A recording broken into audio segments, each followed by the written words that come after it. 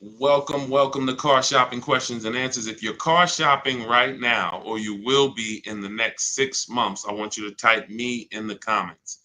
If you are car shopping right now, or you will be in the next 6 months, type me in the comments. I'm here to talk to the people who are locked in, who care about their money for the next 30, 45 minutes about buying and leasing cars below market value. There's only three prices you can pay with any car.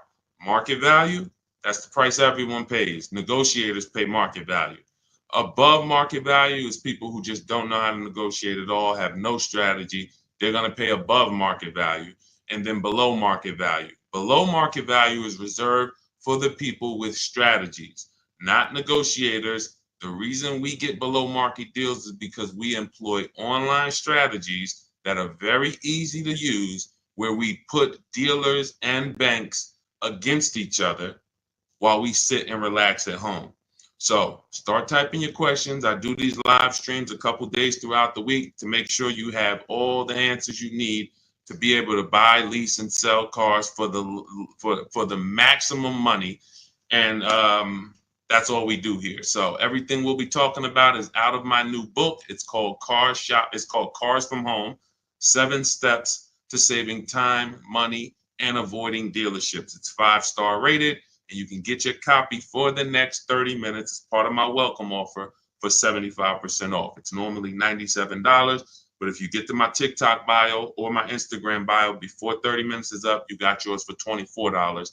It'll be in your inbox in 2 or 3 minutes. I also have a comment on YouTube or in the Facebook comments for you to activate your 75% off. That's everything we'll be talking about today. Let's go with the first question, Dolan. Let's get the show on the road. And let's get to some unlearning and relearning. Philly Speed, the last car I bought, the dealership wanted me to use their financing instead of my pre-approval. So we always let the dealership see if they can beat the financing we have, but we also come in prepared. And now you got to be careful now, because banks are now scamming. Banks are locking people in with hard credit pull pre-approvals. So they know that the people are hip to pre-approvals. And so I want you to pay very close attention to any company, dealership included, that tries to lock you in, because that's the exact opposite of what we do. We do not let banks and dealerships lock us in, because that prevents us from shopping their competition. And the way that you save the big money, not the hundreds, if you want to save the thousands, the 3,000s, the 5,000s, the 10,000s, and more, is you're putting dealers and banks against each other. That is the name of the game, and that allows you to save more money than you've ever saved without being you could be the world's worst negotiator. You could be a horrible negotiator, and putting dealers and banks against each other is going to be how you save more money than the best negotiator in the world. So we don't do pre-approvals unless they're soft credit pull. If they're soft credit pull, we'll use the pre-approval to budget, because the only purpose of a pre-approval is to budget. Who's a homeowner? Type me if you're a homeowner. You know you got a pre-approval, or you got pre-approved for your mortgage to budget. They told you, based on your credit, based on your income, you could afford this much house, 300,000, 400,000, 600,000. They told you this is what your interest rate would be. This is what your monthly mortgage payment would be with taxes and insurance. So the only purpose for pre-approvals is budgeting. So now, when you don't, the reason why I hate bad pre-approvals, in my book I call them restricted pre-approvals, is because, one, they're going to activate the rate shopping window. Thanks, Dawn. The rate shopping window is a period of time that the credit bureaus give you to let multiple banks and lenders access your credit with a hard pull to compete. So within a 14-day period, you can have 20 banks access your credit, give you their best rate, so that you know you got the best rate because you created competition. Now, once you activate the first hard pull, the clock starts ticking. The clock starts ticking. And when you start, even see, You think this is your bank. It's not your bank. You don't own it. We don't own these banks. These are for-profit companies. Just like somebody said to me the other day at the gym, hey, I went to my car dealer and they told me this. I said, you own a car dealership? He said, oh, no, no, no. I meant the dealership that sold me the car. Okay, use those words wisely because it's not your dealership and it's not your bank. These people would not even want to know you if you weren't giving them money. So now that you actually know the truth and you're aware of what that is, let's start putting these people against each other so you can find out that these people aren't truly your friend. So the way we do it, I have a strategy I call the bank bidding war. This is what the credit bureaus allow. Again, you can Google Experian rate shopping, and you'll see an entire blog post that Experian put together saying how they allow you to rate shop with the hard pull, and at the end of the window, as long as you have multiple lenders within that period of time, not multiple dealers, not dealers running your credit, lenders, independent lenders, banks, credit unions, you're fine. At the end of the window, it's going to weigh on your credit like one hard inquiry. So if one hard inquiry would have lowered your credit score 10 points, 20 hard inquiries are going to lower your credit score the same 10 points because they see you're shopping for your rate. You don't get penalized for being diligent. You get rewarded because they know if you're shopping for your rate, you care about the $2,000 and $3,000 and $5,000 in your loan that you could save by getting the best interest rate. So we do this after we find our car, Philly Speed, because once we find our car, first of all, let me say this one thing. We separate who we buy our car from who we get our loan from. These two different people, because whoever wins the bid gets our loan. Whoever wins the bid gets to sell us a car. It's not the same person. It's not the same companies. What's up, Sheila? Good to see you, Sheila. So this is so once we find the dealer who's going to sell us the car, they win the bid, used car, new car.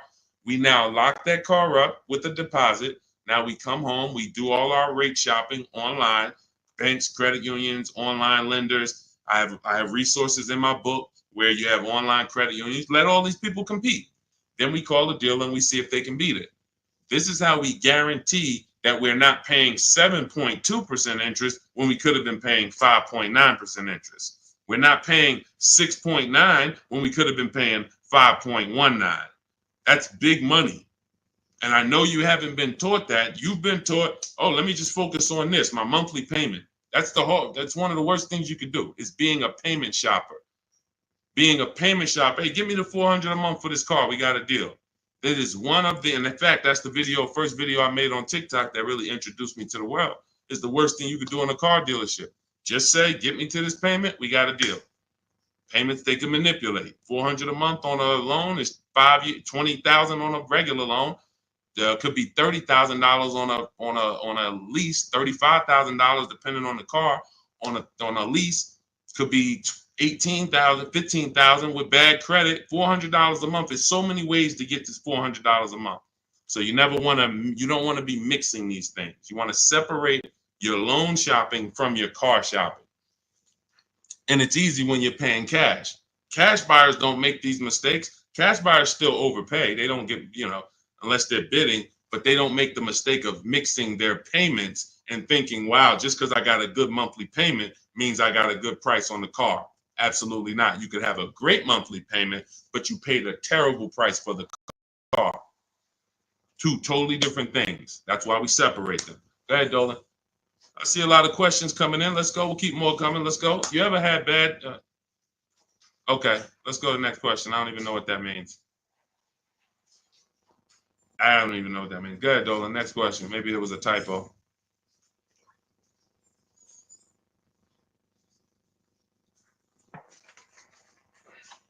Can you please let us know if there's any limits for gap insurance if I'm upside down? It depends on on the coverage. You need to find out the coverage. There are gap insurance policies that I've heard of that didn't cover the entire shortfall. So, for example, if your vehicle is worth $25,000, but you owe $30,000, you're upside down. If your vehicle gets stolen and not found or totaled, you're going to owe money. And I've seen this happen so many times throughout the years because people didn't get gap insurance. They'll literally total their car.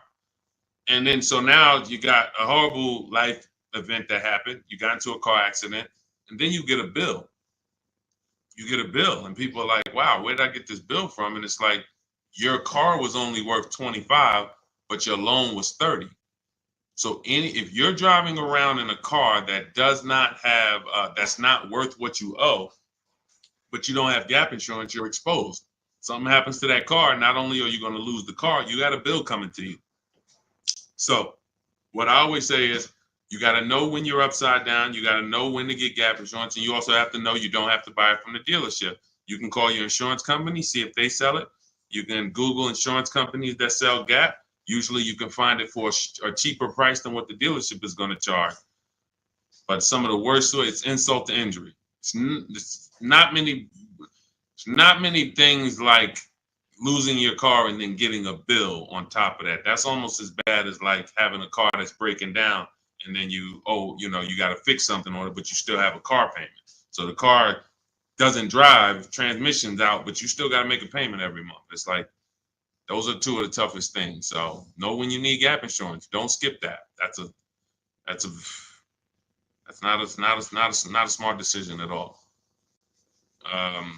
But then check the coverage too, because he's asking about coverage. Check how much coverage. Do you have $15,000 of coverage? When you get your gap insurance policy, ask how much is covered if, God forbid, the vehicle is totaled. Go ahead, Dolan. All right. Hey, what's up, MT? I'm in the market to lease my first Mercedes. I'm looking for an S580E. Make sure you get multiple offers. So let me give you an example of somebody who shops for a luxury car, gets multiple offers, and this was an electric BMW. Where's Teddy's deal? Teddy got a $73,000 BMW i4 M50. He said he got 10 offers. Now, we use a process in my book, it's called the 25 to 5. When you're getting a new car or a lease, you're reaching out to new car dealerships. And the reason why the strategy is called the 25 to 5, because we're going to connect with 25 dealers online. Takes us 20 minutes. Using my email scripts, we're going to get 5 offers.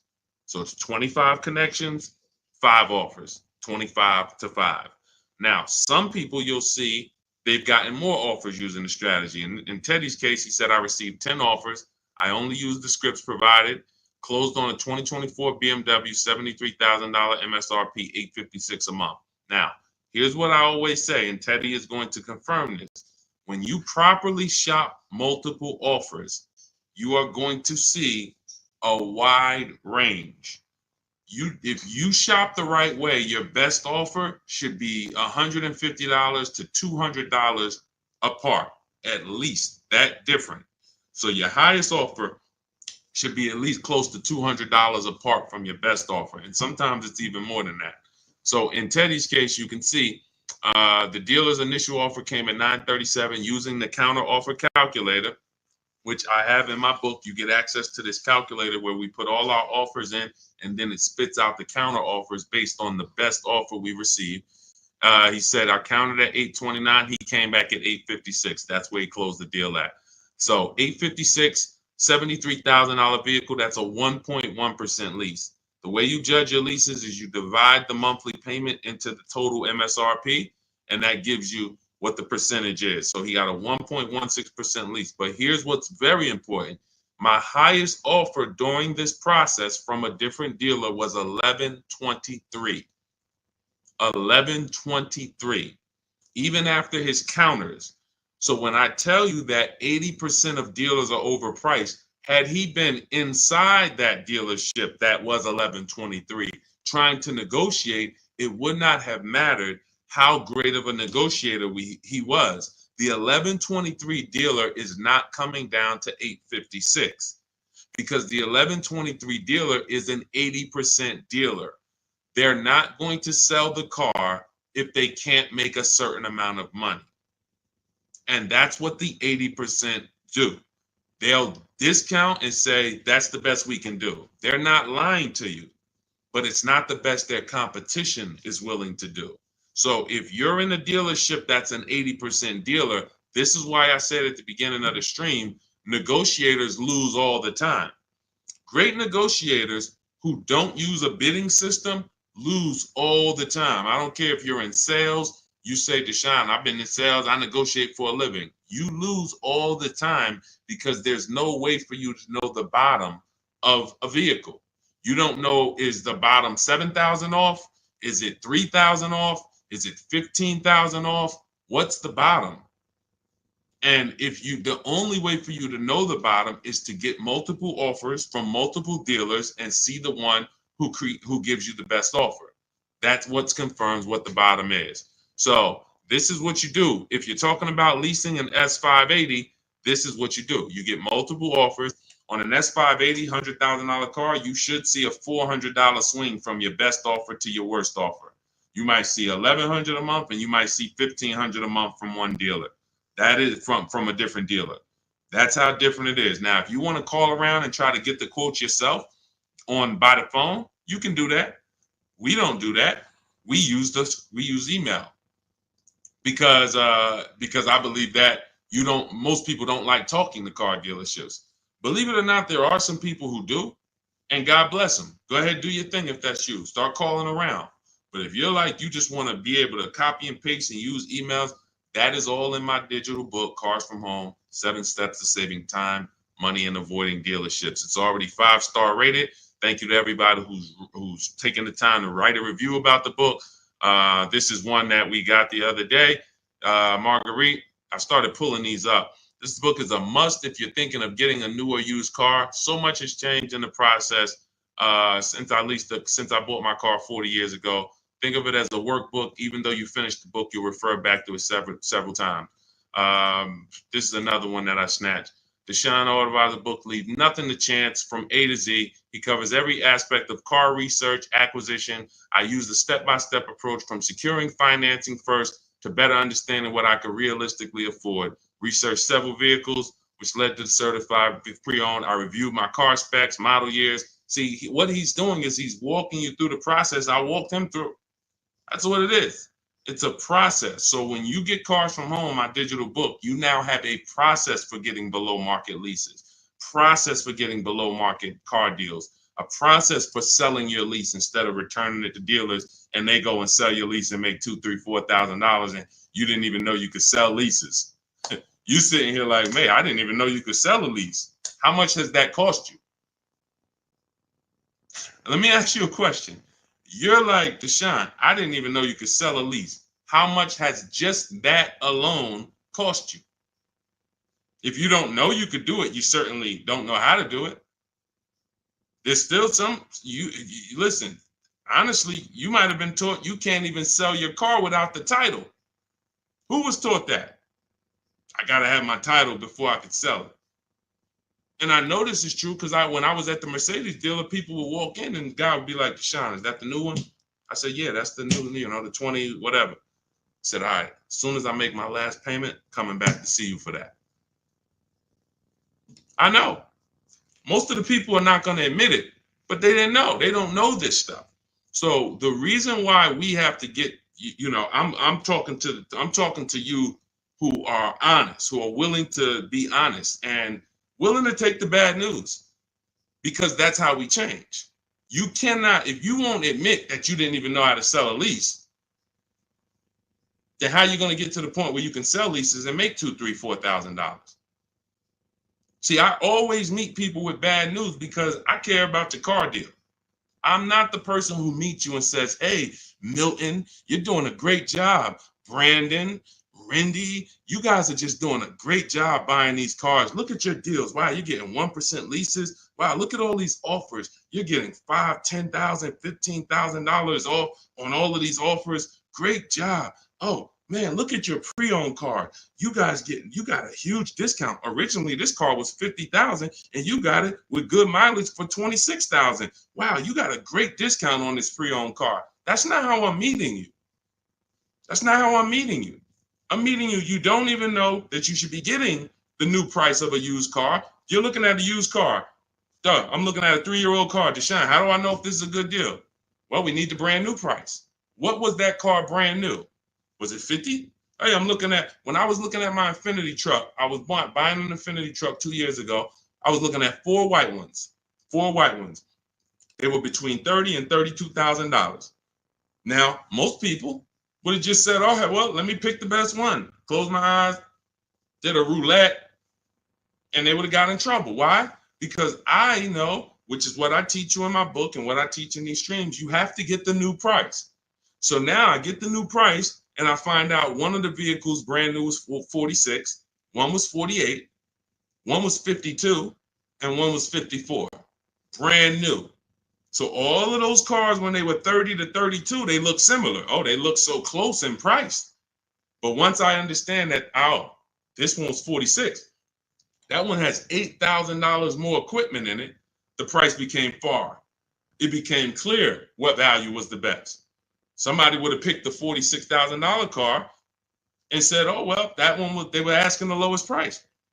Meanwhile, for $1,500 more, you could have got $8,000 more equipment. This is value. So these are the things when I meet you, this is how I come.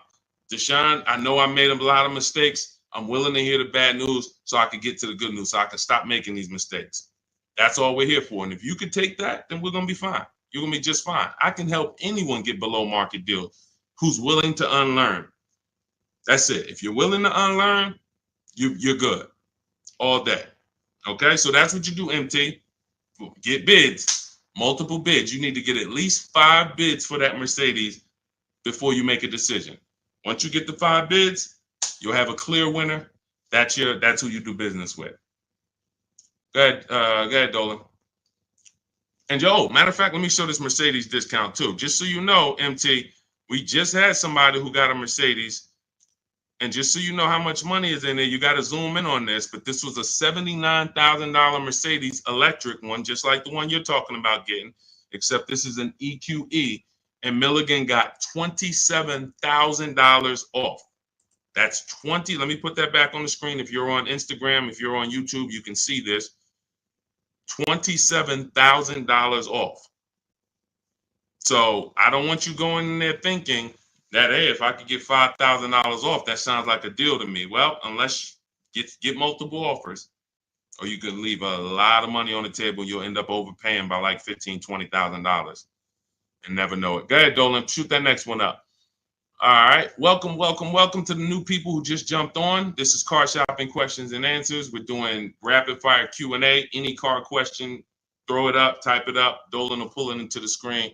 And shout out to the people who have liked the broadcast. Hit that like button.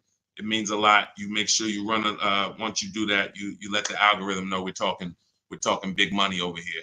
All right, ID Corals. What's the most discount seeing on a RAV4 Premium?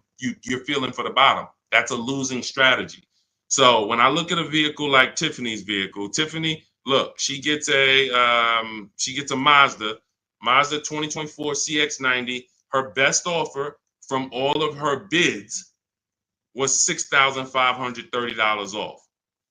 At the time last year, Eddie got a Toyota 2023 hybrid Camry. Those were hot. His best offer at the time was $2,086 under MSRP. That was a time when people were still charging over MSRP for some of these hybrids and some of these Camrys. So you don't know what your offer is going to be. I wish I could tell you that, hey, a Jeep Grand Cherokee, if you get $7,000 off, that's the bottom.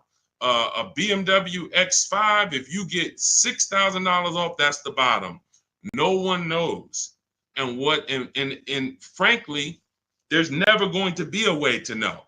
The only way that you possibly could know is if you're in our network and you see people who make a deal. I'll give you an example. If I see Ansley picks up his QX, his Infinity QX 60. I see Ansley, let's see, he picks up his Infinity QX 60, $58,000 vehicle. He gets it for $554, no money down. He leased it. $554, no money down on his lease. That's a under 1% lease, if you're not aware of how leases are judged. Savvy people all know about the 1% rule. So if your lease payment is 1% or less than the MSRP, you stole a vehicle. So this is a 1% lease, no money down. That's the only way we can judge a 1% lease, not with money down. So when I look at the discount on this, he probably got $7,000-8,000 off that Infiniti. He might have got you can't get that type of payment without getting huge amounts off and huge rebates. But he did not know that he was going to get that type of payment on his Infiniti. He did not know that he was going to get that type of payment. He went in, he shopped the market using our strategies. And just so you know, once you know how to do this, it only takes you 90 minutes to shop the market. When you see these people, look at Ansley's last sentence. Started the process Saturday, accepted a deal Monday. This doesn't take you, I'm not ever going to spend more than 2 hours car shopping to get a deal. Never.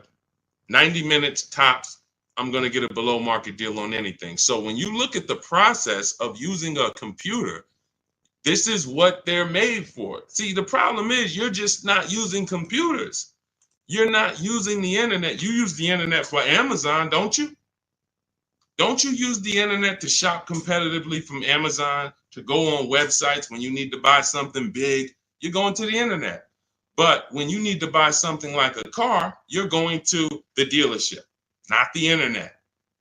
When every dealership in America has a website that you could be reaching out to them and making them compete.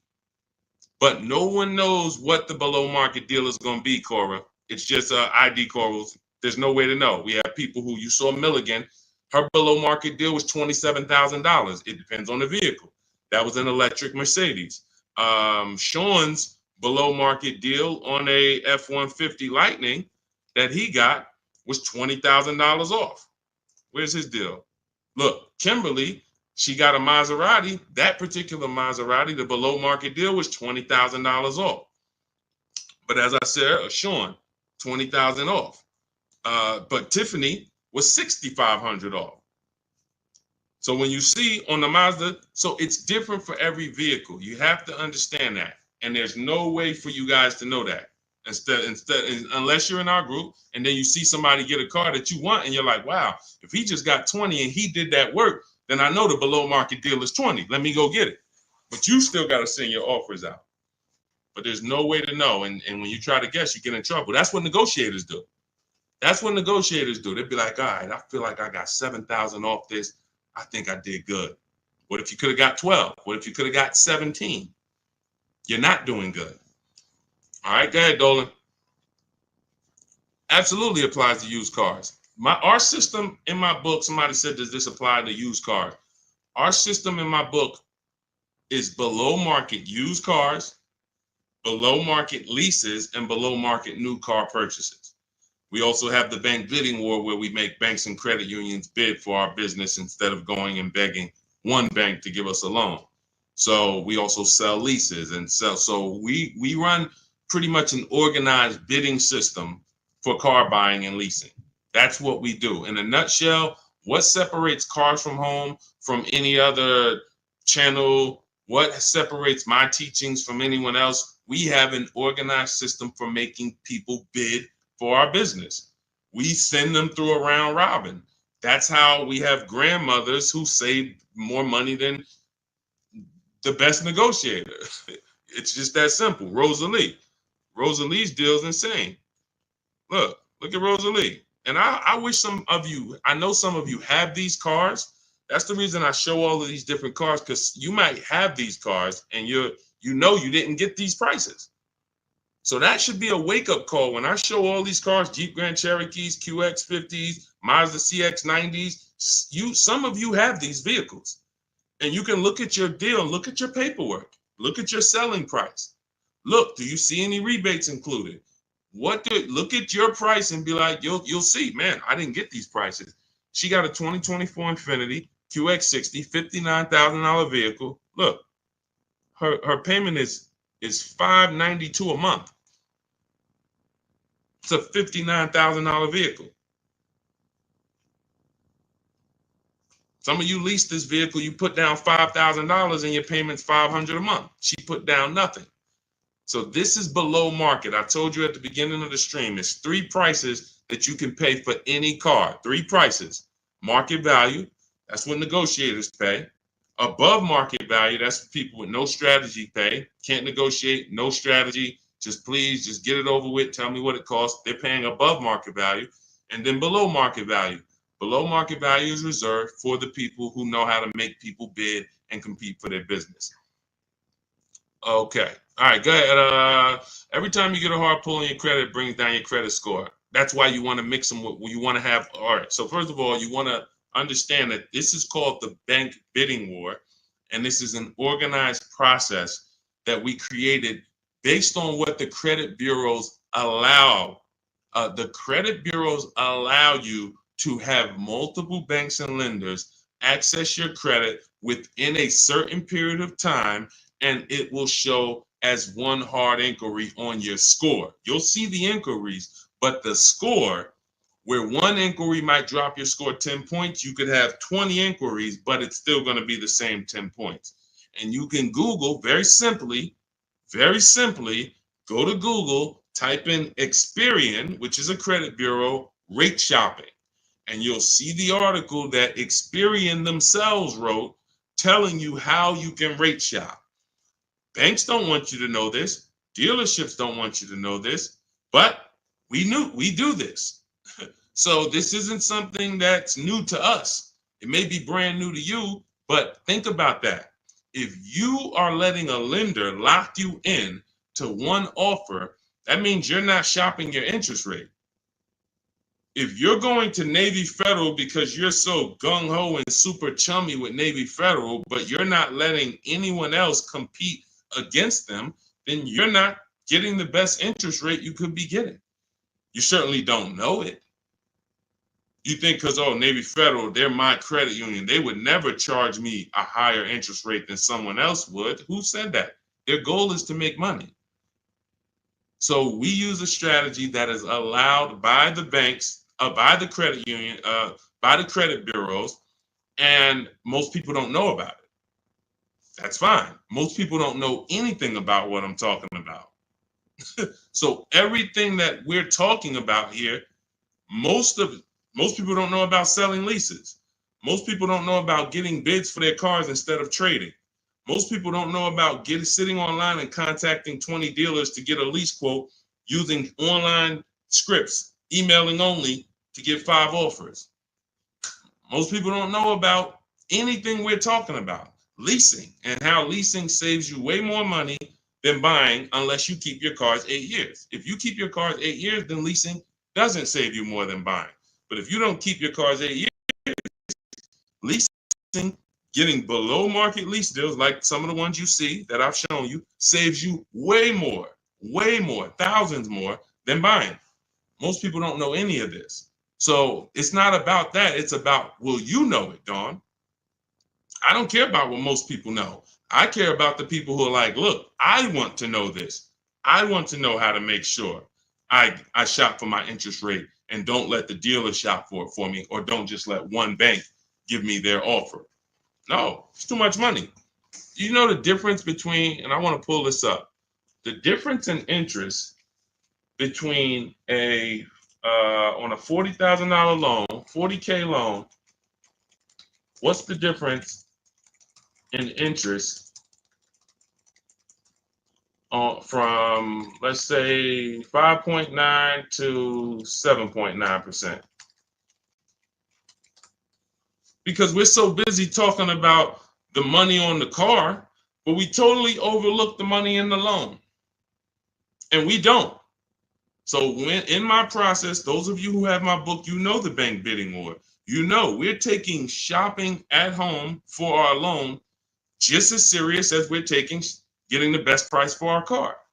So look, on a loan period, 5-year loan, interest paid on a 5.9%, 5.9%, hold on, interest paid at 5.9 is 15.8, difference is 4,000, positive comparison, and interest cost $40,000 loan over 3 years and 5 years. $11,000 in interest? That can't be right. Interest paid is that can't be right. Hold on.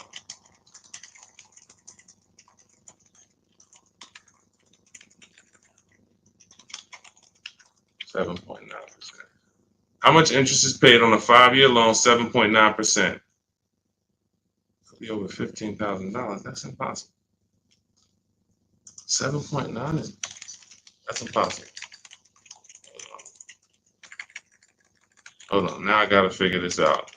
I know it's a big difference. I know it's thousands different, but on a $40,000 loan, hold on. Wow.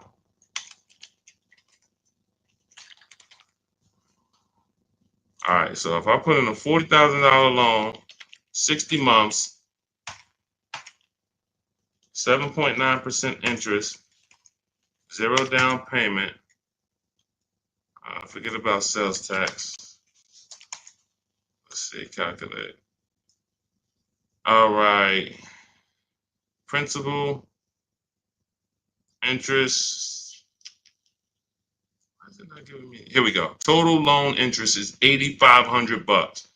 Okay, that sounds more right. Okay, so on a $40,000 loan at 7.9, interest is $8,500. Now at 5.9, interest is $6,200.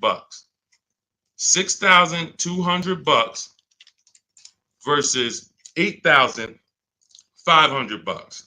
That is $2,300. $2,300 from 7.9 to 5.9. So when Navy Federal gives you a 7.9% rate and you're just like, oh, well, I guess I'll just take it. That's my credit union. And you're not shopping them. You're giving them money without even trying. And everything we do is quick, simple from home. But you need to understand how much money you have given to these banks and dealerships by just not making them compete. You're not just magically getting big money off and saving all this money. That's just not, it's too much money in car deals. Go ahead, Dolan.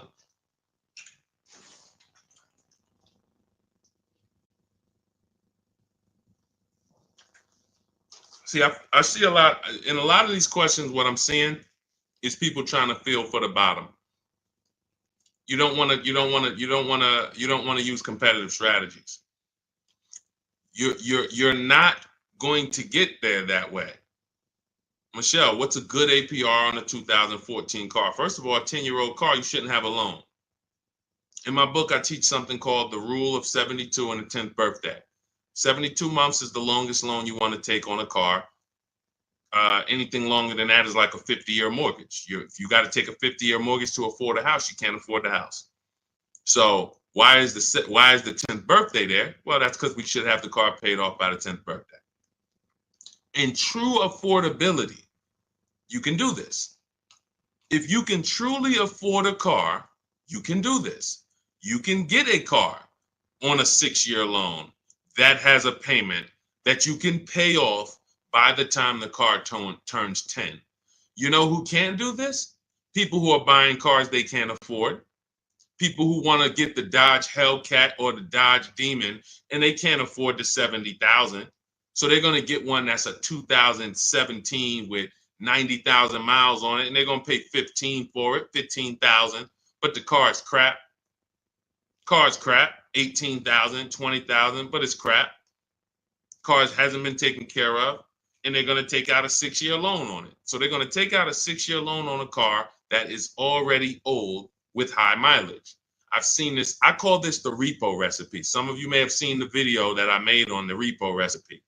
The repo recipe created the rule of 72 and the 10th birthday, where I started looking and saying, by far, the amount of people I see losing cars to repossessions are people with loans on older cars.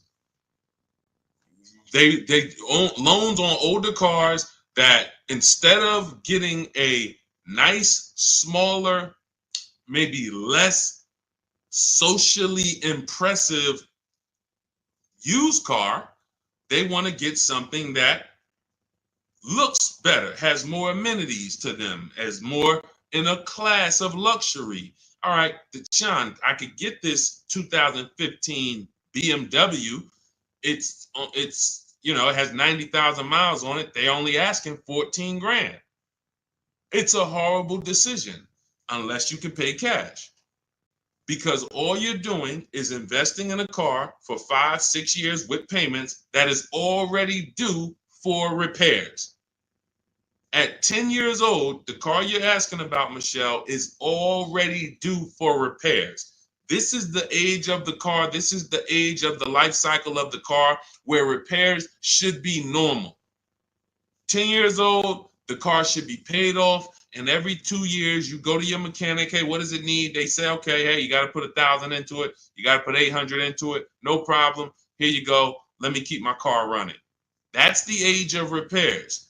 But when you're starting a fresh loan on a car that is in the age of repairs, this is what I call the setup for the repo recipe, because you're going to now get this payment, $400 a month, $300 a month, $500 a month, whatever it is, and you now have a surprise. Hey, car's breaking down. Hey, what's this light flashing on my dashboard?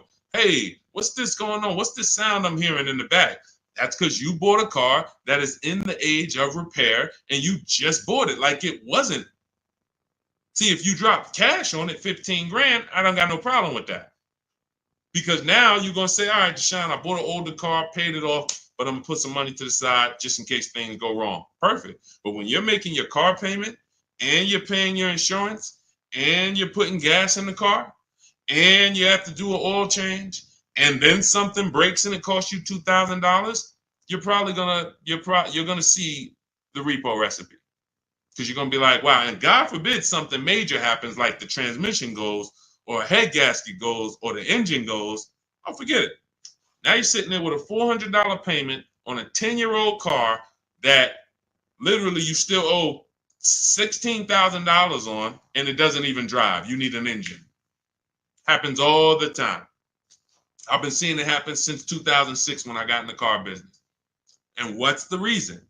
Older cars, long loans. Let's get these older cars, instead of being frugal and saying, all right, I could afford $300 a month. Let me go get an inexpensive, smaller used car that I can get something that's 5 or 6 years old, where it'll take care of me. It's not going to have all the bells and whistles because I don't have the budget for that, but it is going to be dependable. It is going to get me from point A to point B. It will allow me, it won't surprise me. I'm not going to come out one day to go to work and the car is broken down on me. Now I'm calling out of work and I got to call a tow truck and all of this stuff you're going to have with this 2014. So these are the things that I speak to my family about, to my friends when I was in the car business. These are the things that I would speak to people about, Michelle. A loan on a 2014 is a horrible idea. I can't even tell you what a good APR would be, but if you had said what's a good APR on a 2020, I can tell you we need to bid that out. We don't know what a good APR is. Is it 5? Is it 4.9? Do they have a special interest rate, 1.9? What's the best we're going to get? We're going to put it through a bank bidding war process, and we'll see. That's it. But a 2014, that's just too old of a car to have a loan on. Go ahead, Dolan. Everything I'm teaching is inside my new digital book. If you want the entire blueprint of everything that people like Pierre have used, people like Zafrina have used to get these below market deals, Teddy, people like Jared, look, Greg, some of you know Greg, he got his EV6 Kia, $56,000 vehicle, $527 a month. Everything that these guys have used and girls have used to get these below market deals is in my new digital book. And you can have it for 75% off. That's my welcome offer, but it's only for 30 minutes. After 30 minutes, it goes back up to $97. So if you want yours for $24, head to my TikTok bio now or my Instagram bio, click the website link there, and then click the button that says 75% off new book. Get there before the timer so you can get your $24 book instead of a $97 book, even though it's worth it at $97. And if you're on YouTube, I have a comment for you, a link for you in the chat, and then I have a link for you guys on Facebook. But that's for those who want the blueprint. It'll be there. And make sure when you get your book, you screenshot the thank you page, because it has my support team's email on there, just in case you type your email wrong. Want to make sure you can reach out to support to get your book. Go ahead, Dolan. Does your book go into detail about cash purchases? Cash is simple. It's just simple. You're using one step of the bidding process. If you don't have a car to replace, then you're using one step. If you have a car to replace, then you still be doing the equity assessment to sell your old car. You just wouldn't need the bank bidding war because you're not financing. But for sure, if you use you'd be using the same process that Milligan used. Milligan used to save $27,000 off her car. Pierre, he got his pre-owned Mazda. He got 20% off certified pre-owned CX5. Used the perfect budget calculator. Spotted this best deal of similar listings, and then he knows how to get the original price to make sure that he got the biggest discount from the new version. Somebody like Vincent. Vincent gets a Lincoln. He wanted to get, what I like about Vincent is he got more discount than he went in to get. I can't even see all of these people. Here we go. Vincent, he said, I bought a 3-year-old Lincoln Corsair, under 45,000 miles. He targeted to get 30 to 35% off original MSRP using the multiple marketplace strategy in my book. He got a 43% off MSRP, original MSRP. See, that original MSRP, that's different language. That's language that you should be using when you buy a pre-owned car. There's no pre-owned car that you should be buying from this day forward and the original MSRP is not in your language. It just makes no sense. How do you know what the price is if the price you're paying is good or not? What are you basing it off of? Market value? What the other ones are listed at all? That doesn't matter. What matters is how much was that car originally? 60,000? Okay, now they're offering it for 30. It's 50% off. How much was this car originally? 52? Now they're offering it for 30. Okay, what's the better discount? That's what matters with a used car when it comes to getting the best price. Now, that has nothing to do with getting a quality car. We have different steps we take to get a quality car. You got to get it. You have to check the Carfax. You have to look at the title. We don't want salvage title. We don't want frame damage. We don't want rebuilt titles. We don't want rentals. So you're checking the title. We're looking at accident history. We're looking at service records. We're checking to make sure that there's no bad data on that vehicle. It doesn't have electric problems, doesn't have software problems. We do all of this in literally 15 minutes. That's our steps for making sure we don't get a bad used car. But when it comes to pricing, you must know the original MSRP or you can't, nothing else matters when it comes to used car pricing. So that's all in my new book. Grab your copy. You'll have the entire blueprint for how we do this. Go ahead, Dolan.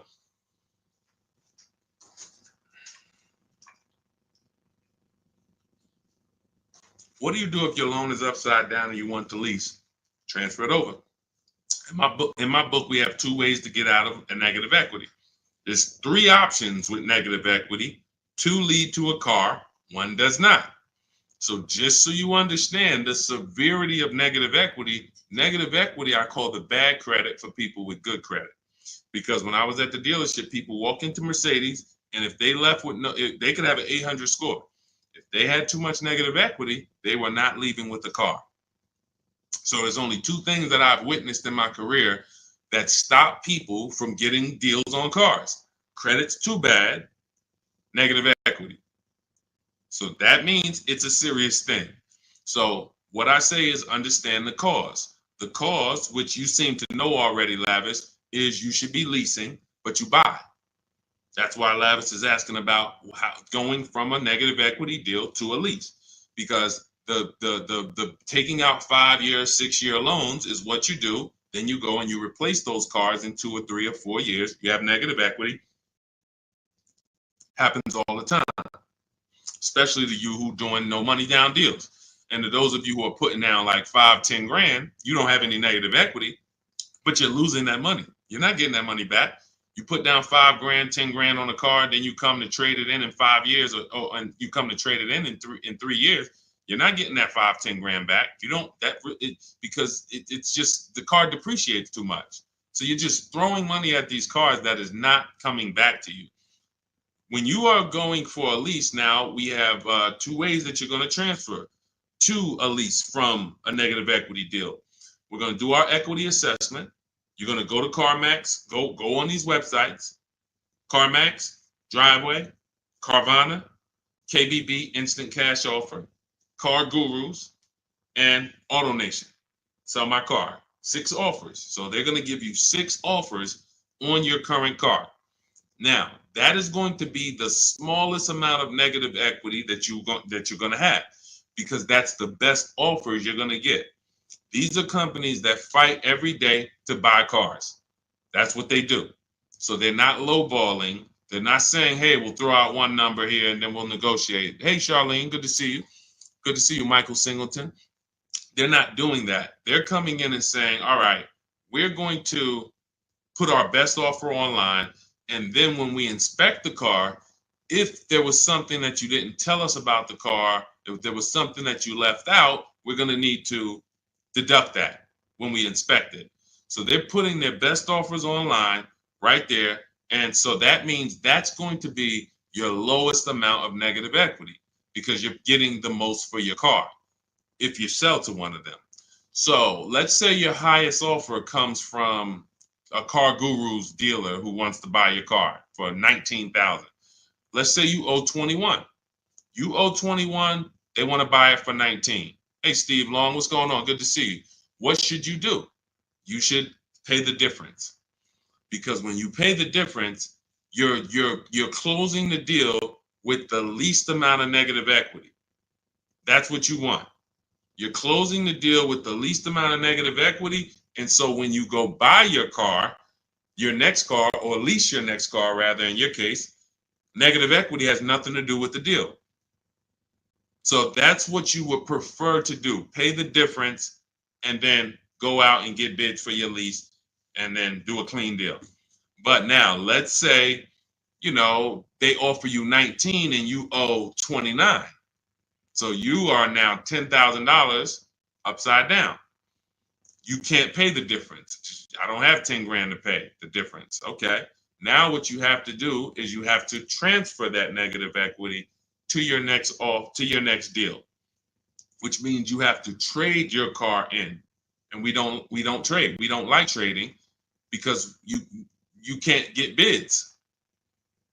What's up, Dion? Good to see you. You can't get bids. The reason why when y'all hear me say trading is a curse word is because you don't get the money your car is worth trading it. You don't get the money anything is worth trading it. So now you've bought this car, you found this deal, but now you have to go to the dealer and say, all right, I need you to take a look at my car. Now, what happens if Carvana offered you 19, but this dealer can only pay 17? It's just all they can pay. They can't match that offer. So you're going to have more negative equity in most cases when you have to do this. So, but that's okay. If you can't pay the difference, this is your only option. Now, it's very important for those of you who are trying to do negative equity trades and then go into a lease that you understand loan to value ratios, because that's what's stopping you from getting your deals. When you go to buy a car, the bank usually gives you 20% above the value of the car.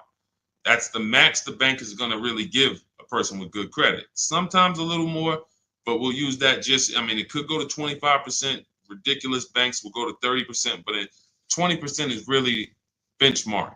So if the car you're buying is 40, the bank is going to lend you max 48,000. That's 20%. So no dealer, no bank.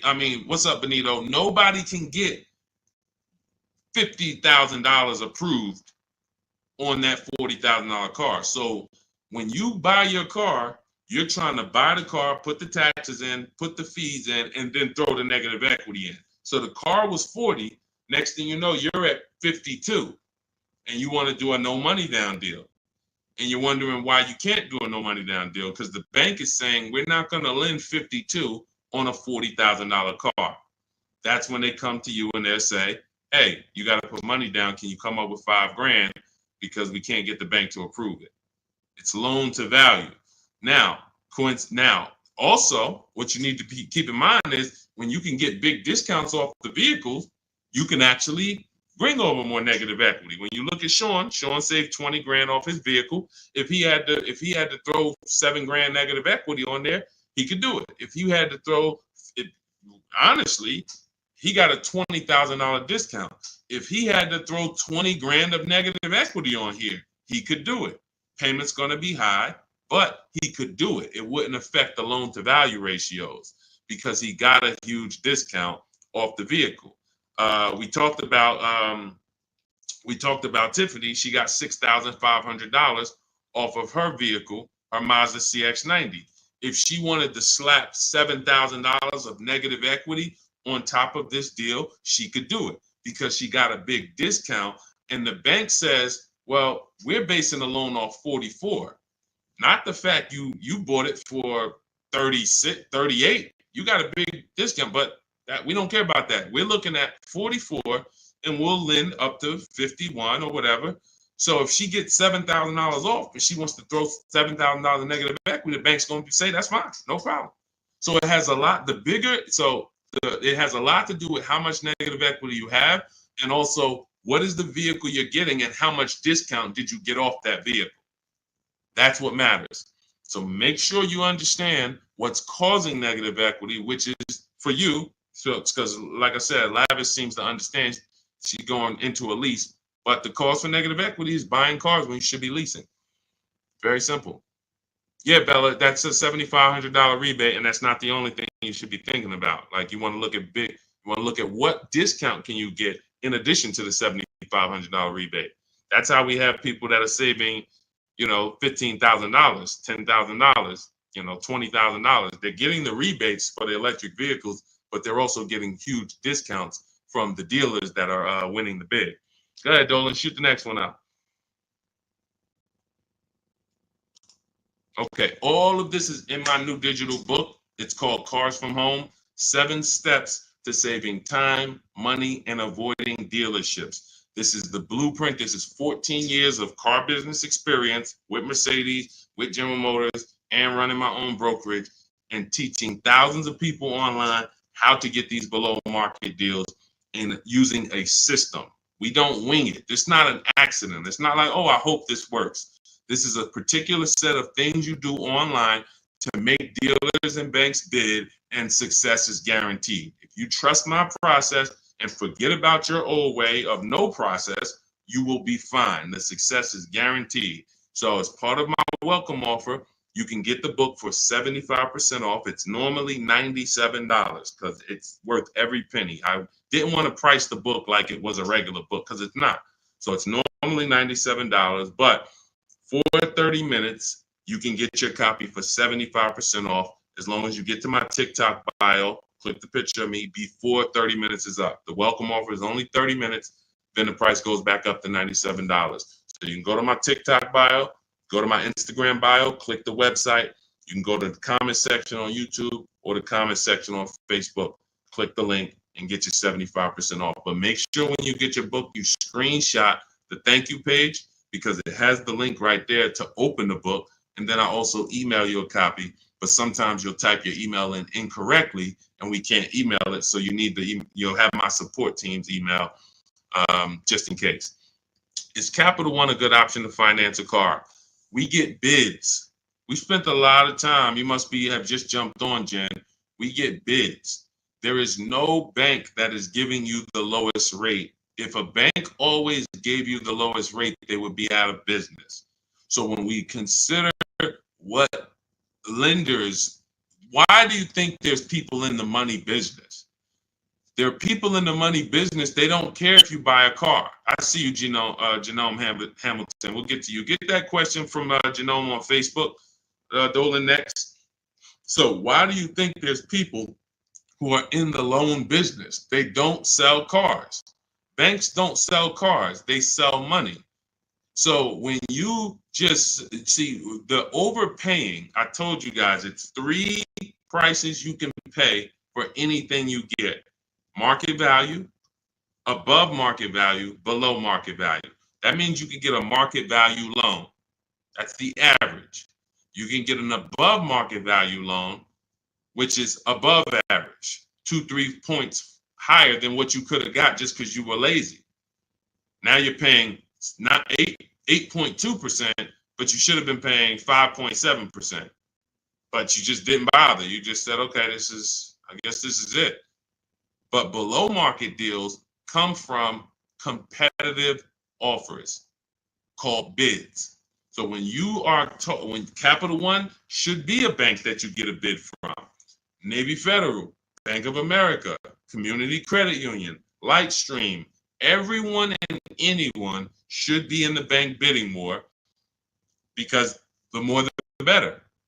So when you get my book, you get the bank bidding war blueprint. For those, every time you're going to finance a car, you would use that process to make banks and credit unions bid for your business, so that you guarantee you got the lowest rate.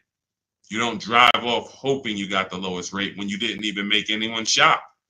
How would you have the lowest rate? There was no competition. We cannot get money off when there's no competition. The big money, the thousands of dollars off that you're seeing, is reserved for competition. This is reserved for people who make people compete for their business. That's what the big money is reserved for. Look, 4 days of leasing like a boss. Started with a Kia Telluride EX. That was my first choice. 15,000 mile a year lease, range from 642 to 753. Moved to Honda Pilot EX. All-wheel drive is choice B. Got quotes between 616 and 719 after contacting every dealer in North Carolina. We do this totally online, so Melissa's talking about the entire online process. The dealer I ended up leasing from originally quoted me 719, came down to 616 in 3 days, 0 at signing, 0.13% lease. This is what it's about. Competition. She knows she got the best price. You can't go to her and be like, Melissa, you think you could have did a little better? She's going to be like, look at all the offers I got. Do you think I could have did better? You're going to look and say, no way. See, competition is what gives you the peace of mind. Every time you buy a car, why don't you have peace of mind? Why are you driving away hoping? Driving away, oh man, you think we did all right? Should we have gotten tried to get more for the trade in? Shoot, we ended up putting 3,000 down. We only wanted to put 1,500 down. This is how you're leaving the dealership. Why? Because you're not making people compete. So when you're not making people compete, you're begging for discounts. And you have no leverage to be able to compare to even know that you got the best price. You have nothing to compare it to. So when people come on the stream and they're like, hey, Deshone, I'm paying $519 a month for this car. Is that a good deal? You have nothing to compare it to. Hey, I got a 2019 Mazda 3 for $17,000. Is that a good deal? You have nothing to compare it to. But if you had seen 7 Mazda 3s and then the one you got, it was originally, 31,000, but you paid, 17 for it. You know this. And this stuff is simple. This isn't building rocket ships. But this is reserved for the people who care about their finances. Everyone doesn't invest. Everyone doesn't save. Everyone doesn't, take financial literacy seriously in any way. But there are opportunities that flash past all of us where we can absolutely benefit from learning things that other people don't know. If you learn how to invest in stocks better than other people, you're going to do better than other people. If you learn how to get cars less than other people, you're going to get less than other people. This is not by accident. But you got to focus. This is your second most expensive purchase. So this is only for the people who are focused. This is for you. The blueprint, everything, my book, anything I do, the streams. The streams aren't for distracted people. We can't do nothing with distracted. There's people on here right now that got me on one channel, playing video games on the other channel, and then eating with another hand. And they think it's hard to win like that. And we're going to talk about a $30,000, $40,000, $50,000 transaction, and you're not even really focused. So I want the people who are focused to understand your success is guaranteed. Just by being locked in, your success is guaranteed. Because we have a process that you can trust that you no longer have to wing this car buying thing. I've been in this thing since 2006. Car buying is very predictable. New cars, used cars, leases. There is nothing a car salesman is going to say or type to me or send to me in an email or send to my people that I haven't seen before. I used to have to send those same emails, copy and paste them. It's so predictable. So once you understand that, you'll understand why we're able to get these deals. All we're doing is putting people against each other. Simplest terms. Simplest terms. But we do have some advanced stuff when it comes to leasing versus buying. Obviously, this is more advanced teaching that people don't understand. But getting the money off, it's competition. Competition. Go ahead, Dolan. Shoot the next one in. Jerome Hamilton, if I get a GM employee discount, can I get a better lease? Who knows if they're going to really give it to you? See, the problem is when you walk in and say, hey, I got a General Motors discount. All right, here, let me work you up these numbers. All right, it's $601 a month with $2,000 down. Oh, that's the GM price? Yeah, that's the GM price. How do you know that? How do you know the GM price? How do you know it's not $3,000 in rebates that I'm holding back? How do you know it's not $3,000 in rebates and I'm only giving you $1,000 of it? Here, hey, I also we have $1,000 rebate. I also put in there for you. Oh yeah, you did with the GM pricing? Yep. You don't know. You don't know. So no matter whether we get X plan, GM deal, Mercedes fleet, does not matter. Multiple offers, because when you get multiple offers, what you're going to see is that some people are not going to give you the GM discount. And some people are not going to give you the rebates. They're just not going to do it. It's in their DNA. An 80% dealer is going to try to make everything they can make. I'm not giving this guy the $2,000 rebate. Wow, come on, I'll sell his car to somebody else. So now you're going to deal with an 80% dealer and hope you can get a deal. No. Once you see the 20% that says, here's your GM discount, and here's a $3,000 rebate, and here's the price, and then you compare it to the others, you're going to see, oh, those guys were trying to get over on me. Of course, that's what they do.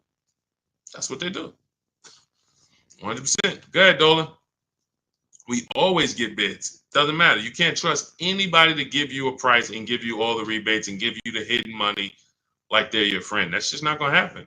If they rather make the $5,000 themselves, why am I volunteering money that you're not even asking for? You came in and you asked for a GM discount. I'm giving that to you, maybe. But you didn't ask me about these rebates. You didn't ask me about, I don't need to volunteer this. This is how they look at it.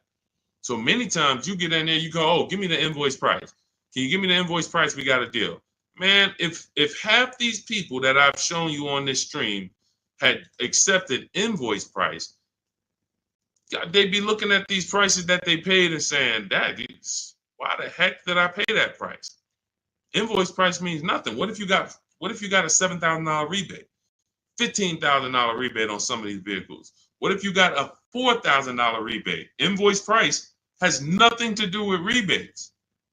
So now, all right, I'll take off $2,500 to get you the invoice, but what about, that's it? You happy with that? Yeah, that's all I want. My father told me get the invoice price and I got a good deal. All right, your father was sadly misinformed. Unfortunately, thank you. I'm gonna take a vacation on this commission and we just made $7,000 on you. My cut is probably $1,200. I got a nice pay. Thank you. Thanks to your dad too. It's a good guy. Good guy. Keep following his advice. This is how it goes. Unfortunately, these people are not your friends.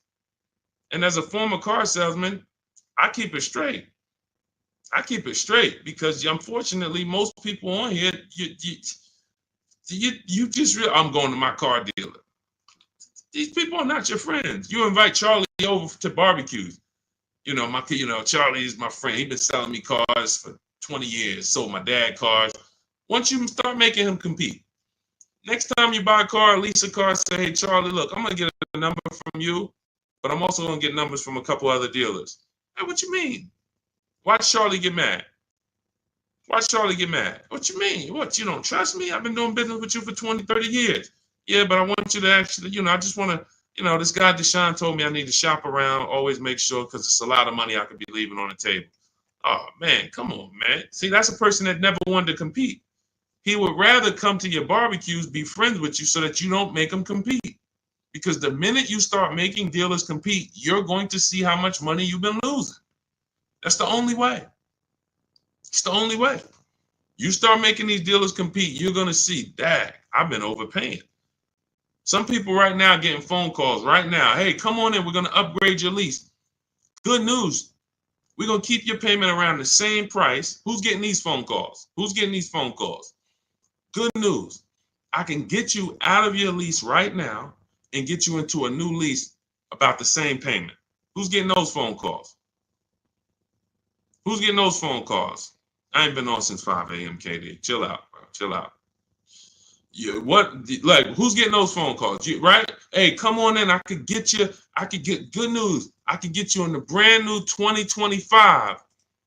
You don't even have to you don't even have to put no money down. Come on in, right? All of that, right? Everybody's getting those calls. Why? Because 2022 and 2021, they overcharged you and your payment is so high, even though deals are a whole lot better. They were better back then, but they put you in a high deal back then. Now what they're trying to do is keep you in that high deal, hoping you're used to it. And they want you to think that's normal. They want you to think, hey, Mr. Hayes, yes, you've been paying $750 a month since 2022. Good news. The market is all bad. The market's bad, right? Oh, yeah, I'm hearing that. Thank you. Thank you. I'm glad you're aware. Now, see, you say stuff, you don't even realize you say stuff that helps them make more money. That's why we don't talk in my system. There's no talking. But when you say, a lot of my friends been saying, man, these prices been high. I don't even know if they ever gonna come down. Yes, thank you. You're right. You're so right. We say the same thing in here every day, Mr. Hayes. But the good news is this. I can actually get you in a new vehicle and keep your payment around the same price as your old 2022. Oh, yeah, you can do that? Yeah. Man, well, I really like to come down. Yeah, but listen, things have not, interest rates are high, right? Have you been following interest rates? Yeah, I have been seeing that they're high and they've been high for a minute. Yeah, so that's all affecting the prices we can offer now. But, normally your price will go up by about $120. Normally you go into the 2025, but, I see you bought a car in the past and I was able to pull some strings, work with my manager, and we can get you on a new one, keep your price around the same. Okay, all right. When can I see it? Come on down. When can it come down? That price should be dropping from $750 to like $520 because the market is entirely different. There's been great deals out here since the daggone pandemic. It's been great deals. During the pandemic, we helped Bonita. Bonita got her Telluride. She got it for $600 a month during the pandemic. That's why I always show her deals. $600 a month. People are leasing these for $800 a month, $900 a month during the pandemic. This was 2022 when people were leaving out of the dealerships with axes in their heads. Couldn't believe how high they were paying. She believed $600 a month, her dream vehicle. So these deals have been out here. Look, Greg made this deal. Look, we've been making deals, below market deals. Look at Danielle. $44,000 vehicle, $550 a month, no money down. Charles, Palisade, $48,000 vehicle, $597 a month. Hyundai Palisade, top 5 SUVs in the market the last 3 years. So the people who tell you there's no deals, they don't know how to get them. So yes, when you go into, when you don't have strategy, I told y'all, I've said it, I think 3 times, maybe 4 on this stream. There's only 3 prices you can pay. Market value, that's what all the negotiators are going to pay. They think they did well. All they did is pay the average price of a negotiator. Now you got above market value. That's for the people who can't negotiate. You don't like negotiating. You're not good at it. You just close your eyes and hope that it works out for you. You're paying above market value. And then below market value, which is what you see these people pay because they're not negotiators. They make people bid. And when you make people bid, You don't have to be a negotiator. If someone comes in to fix, you want to get your kitchen redone, and they tell you, okay, it's going to be $50,000. Yeah, hey, is that your best price? All right, yeah, all right, because I'm going to have 3 or 4 other people come in and get a number too. Okay, well, I might be able to get you from like 50 down to like 45. Okay, it's all right. I'm going to have another person come. Another person says, I could do it for 41. Another person says, I could do it for 60. Okay, another person, I could do it for 42. Now you're creating competition, and all of them you tell, hey, I'm getting multiple bids, and they're going to give you their best offer. Doesn't mean they're going to win, but when they know you are getting other prices, they're going to give you their best offer. And that's what I tell you. When people say that's our best offer, Mr. Nunn, that's my best offer, Mr. Henderson, they're not lying to you. That's their best offer. They're not going any lower because they want to make a lot of money. Look, man, I'm making $6,000 on this car. If I can't make it, I'll sell it to someone else. I'll sell it to someone else. I don't need to sell. That's how the 80% of dealers think. You expect the incentive to get a lot better the next few months, especially Ram. What are the incentives now? Unless you can tell me that you shop multiple dealers for Rams and you can show me 5 different offers you've gotten on a Ram, you don't know what the incentives are now. How can we wonder if stuff's going to be better? What are you comparing it to? You went into one dealer, Dodge dealer, hey, how much is this Ram? They told you and you're like, oh, well, that's expensive. 80% dealer. 80% dealer. And again, the only way for you to see how much you've been overpaying is to start using these strategies that we teach for multiple offers. And I know, sometimes it's hard to face that. Sometimes you would rather not see how much you've been losing. And that's understandable. It doesn't make financial sense, but it's an emotional decision that's understandable. I don't want to know, Deshone. I would rather keep shopping the way I've been shopping and save no money or the same money rather than shop the new way and then see that the old way was costing me tens of thousands of dollars. That doesn't make financial sense. But the people when you ask, are the incentives good? You got to know what the incentives are now. That means we run the market. When I was shopping for my mother a couple years ago, I ran all the offers on a Mazda CX-5 for her in October. I didn't like the deals. I didn't like the lease offers. I contacted them again in November, emailed them all again. Hey, what do we look like in November? Didn't like the deals. Emailed them one more time in December. Or one of the dealers actually reached back out to me and said, hey, I got this car coming in. We did the deal in December. That is keeping track of incentives.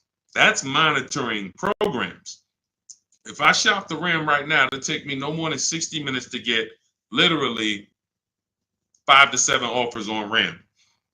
Using my system, the 25 to 5 strategy in my book, I go into the book, I literally use my scripts, and in 60 minutes, 90 minutes, I'll have 5, 7 offers on Rams.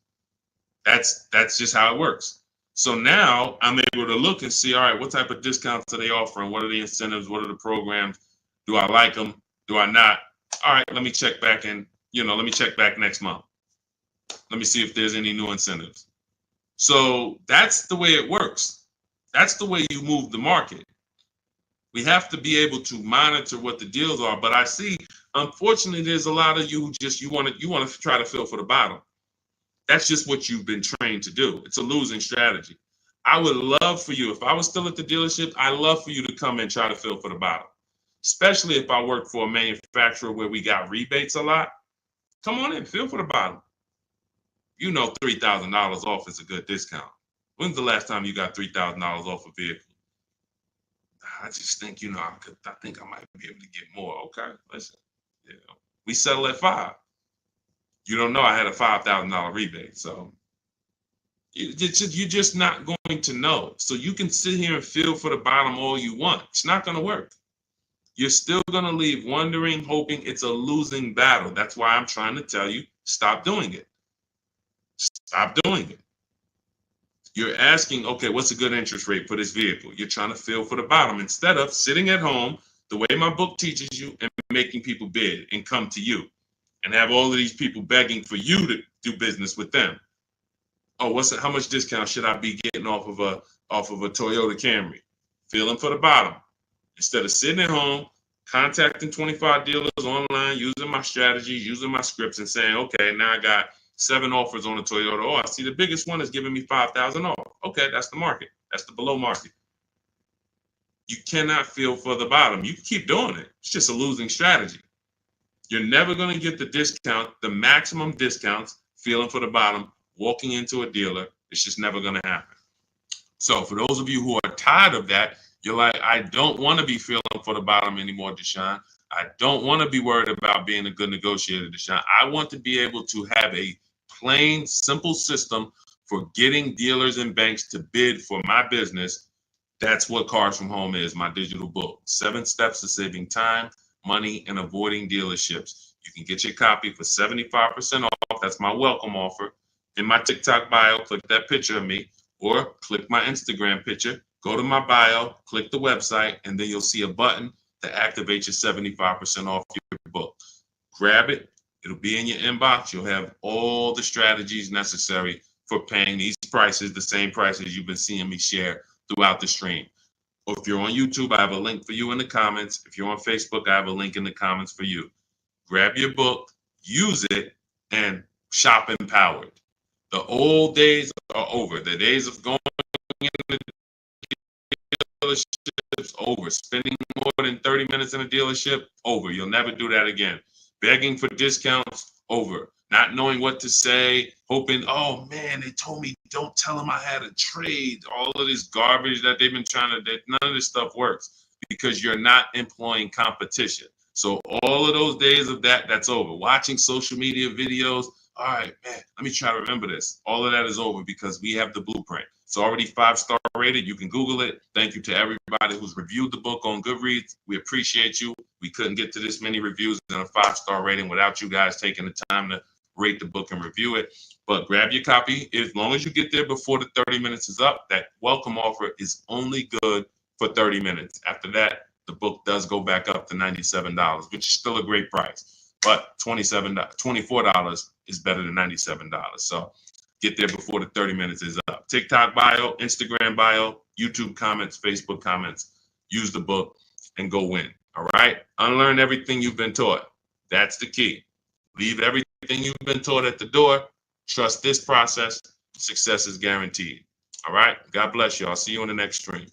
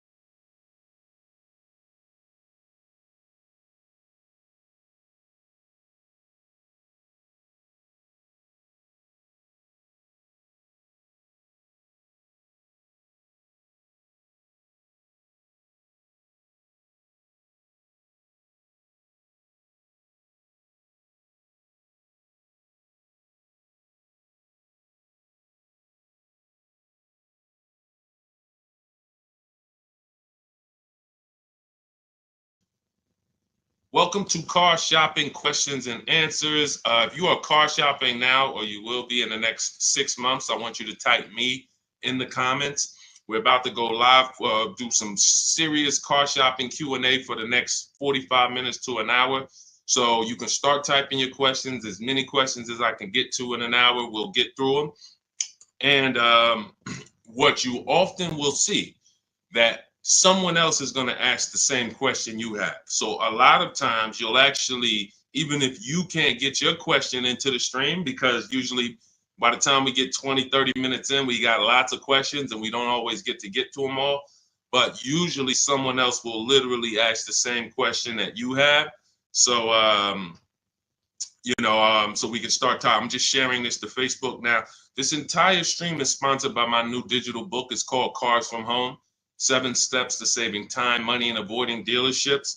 You can get a copy for 75% off for the next 30 minutes in my TikTok bio, my YouTube, in my TikTok bio, my Instagram bio, the YouTube comments, or the Facebook comments. And the book's normally $97. Everything we'll be going over today will be out of that book. Every answer that I give you is out of that book. So if you want the entire blueprint and you don't want to remember the things that we're about to go over, you grab the book, and obviously everything we're about to go over, we wouldn't be able to cover everything that's in the book. There's like 100 questions that'll be answered in that book. So let me just share this to Facebook, and we'll get started with the first question that we got from TikTok.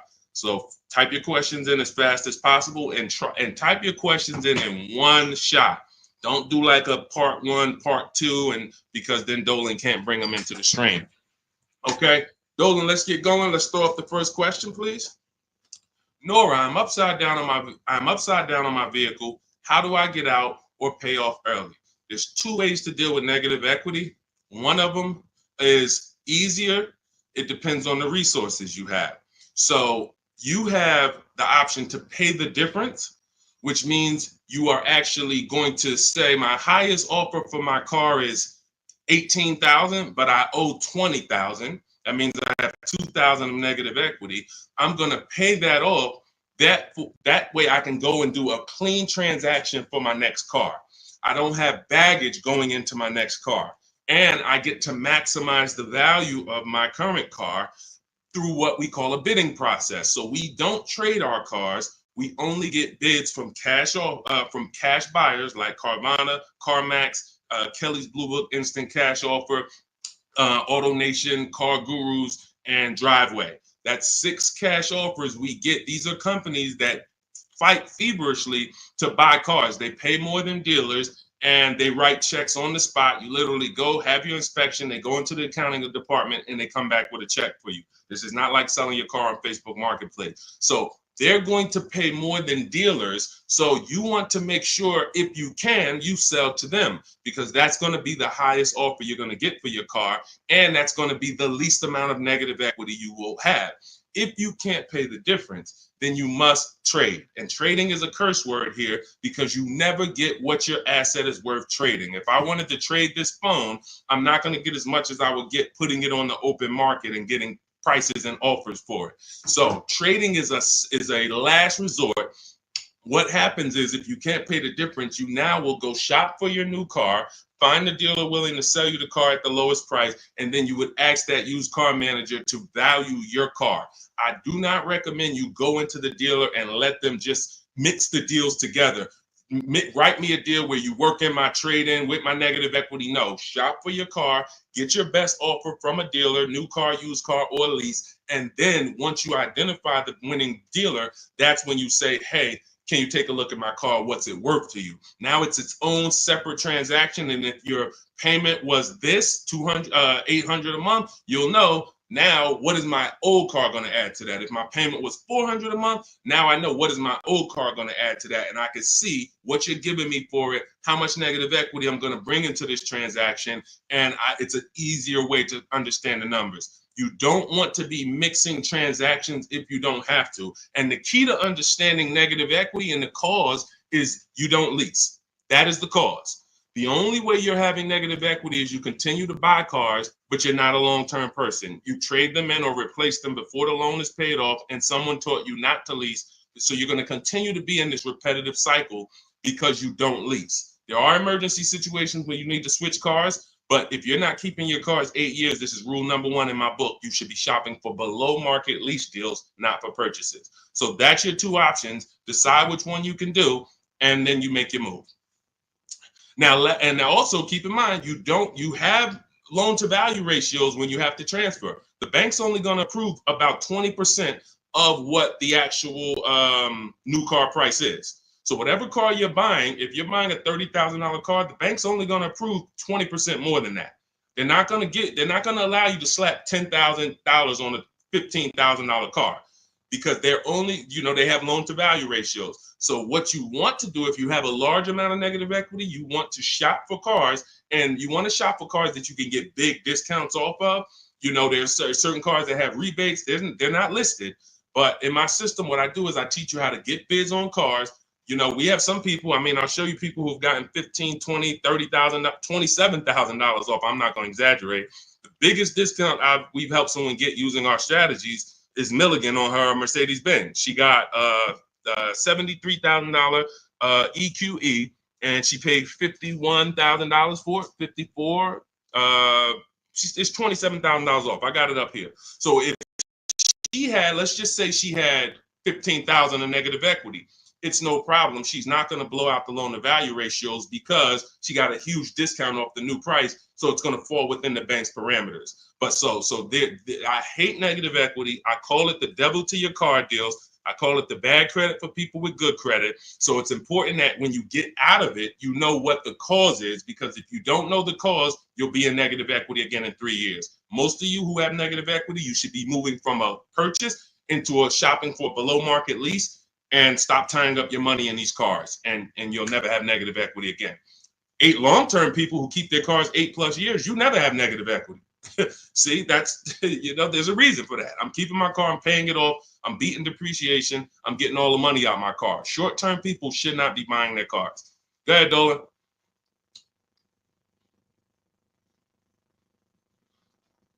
All right, keep typing your questions, y'all. We'll get to as many questions as we can in 45 minutes. Now, let me just actually say this. We have a 7-step process. Everything in my system is 7 steps. We don't go, see, a lot of times you don't understand what you should be doing first. Should I be focusing on my old car, my trade-in, shopping for a car first? What should I be doing first? So we have a system that you actually now have a process. It's 7 steps. First step is the most important question. That's leasing versus buying.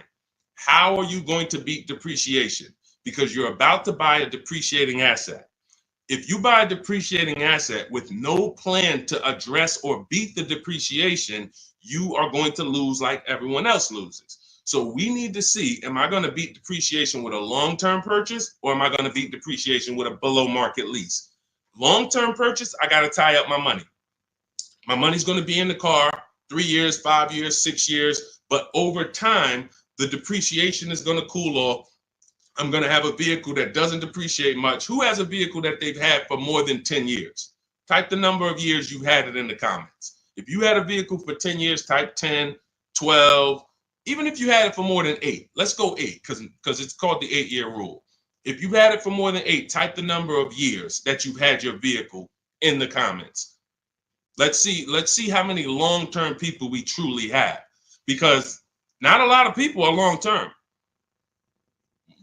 Like every time I ask this question, we don't get a lot of people that's like, yeah, 8 years, 10 years, 12 years, 15 years. Look, we don't have many people that can say they even have a car on here that they've had for more than 10 years, more than 8 years.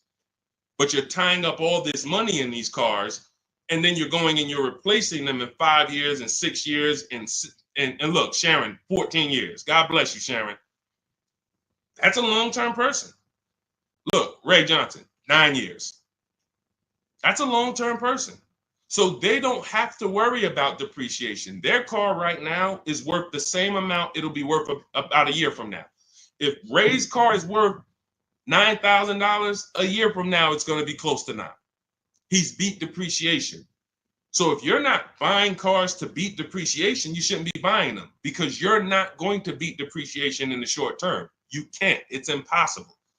The only way to beat depreciation as a short-term buyer is to get below market leases, because you're never tying up your money in that car.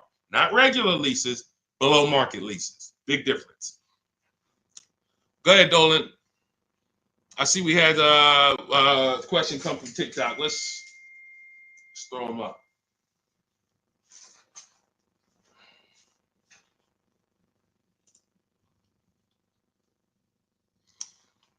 Okay, what about a fun car? I'm planning to keep my brand new car for 5 years. My previous car was a lease and traded in since I had positive equity. That you're going to lose. Keeping a car for 5 years, a brand new car for 5 years, you're going to lose. And I'm going to show you how big you're going to lose by doing this. You can't keep a car for 5 years. If you're telling me you plan to keep a brand new car for 5 years and then replace it, this is the depreciation curve. This is the depreciation curve. You're going on a sliding board. Whatever you paid for this car, let's say you paid $35,000. In 5 years, that car is going to be worth $17,000, maybe $15,000, depending on how much you drive. You're literally going down a sliding board, and then you're going down another sliding board when you get your next car. You're wrapping up money in these cars. Now, when we look at somebody like Ray, who kept his car for 9 years, his depreciation curve doesn't look like yours. It looks like this. See, this is what it looks like when you first buy the car. You're losing value every single day. You're losing thousands of dollars in value on a yearly basis. So when you go and say, all right, I'm going to just go buy this car, tie this up. Let me show you why you can't do that compared to someone who's leasing. You're going to spend thousands of dollars more. So you take somebody who got a below market lease like Zafrina. No, that's too. Let's use Zafrina. She gets a $65,000 vehicle. She's paying $579 a month. $65,000 vehicle, $579 a month. That's what we call a 1% lease or below. When you have your lease payment is 1% of the MSRP or less, that means that's a 1% lease or lower. She has a 0.88% lease. Now, she's not, over the next 3 years, she's going to invest in this car, $579 times 36. She's going to invest $20,000 to drive a $65,000 car. Now, if somebody bought this $65,000 car, what's their payment? Every $5,000, remember this rule, is about $100 a month on a 5-year loan. Remember that rule. Every $5,000, when you look at a car, is about $100 per month on a 5-year loan. So when you look at a $20,000 car, you should automatically say to yourself, that's going to cost me about $400 a month. You look at a $50,000 car, that's going to cost me about $1,000 a month on a 5-year loan.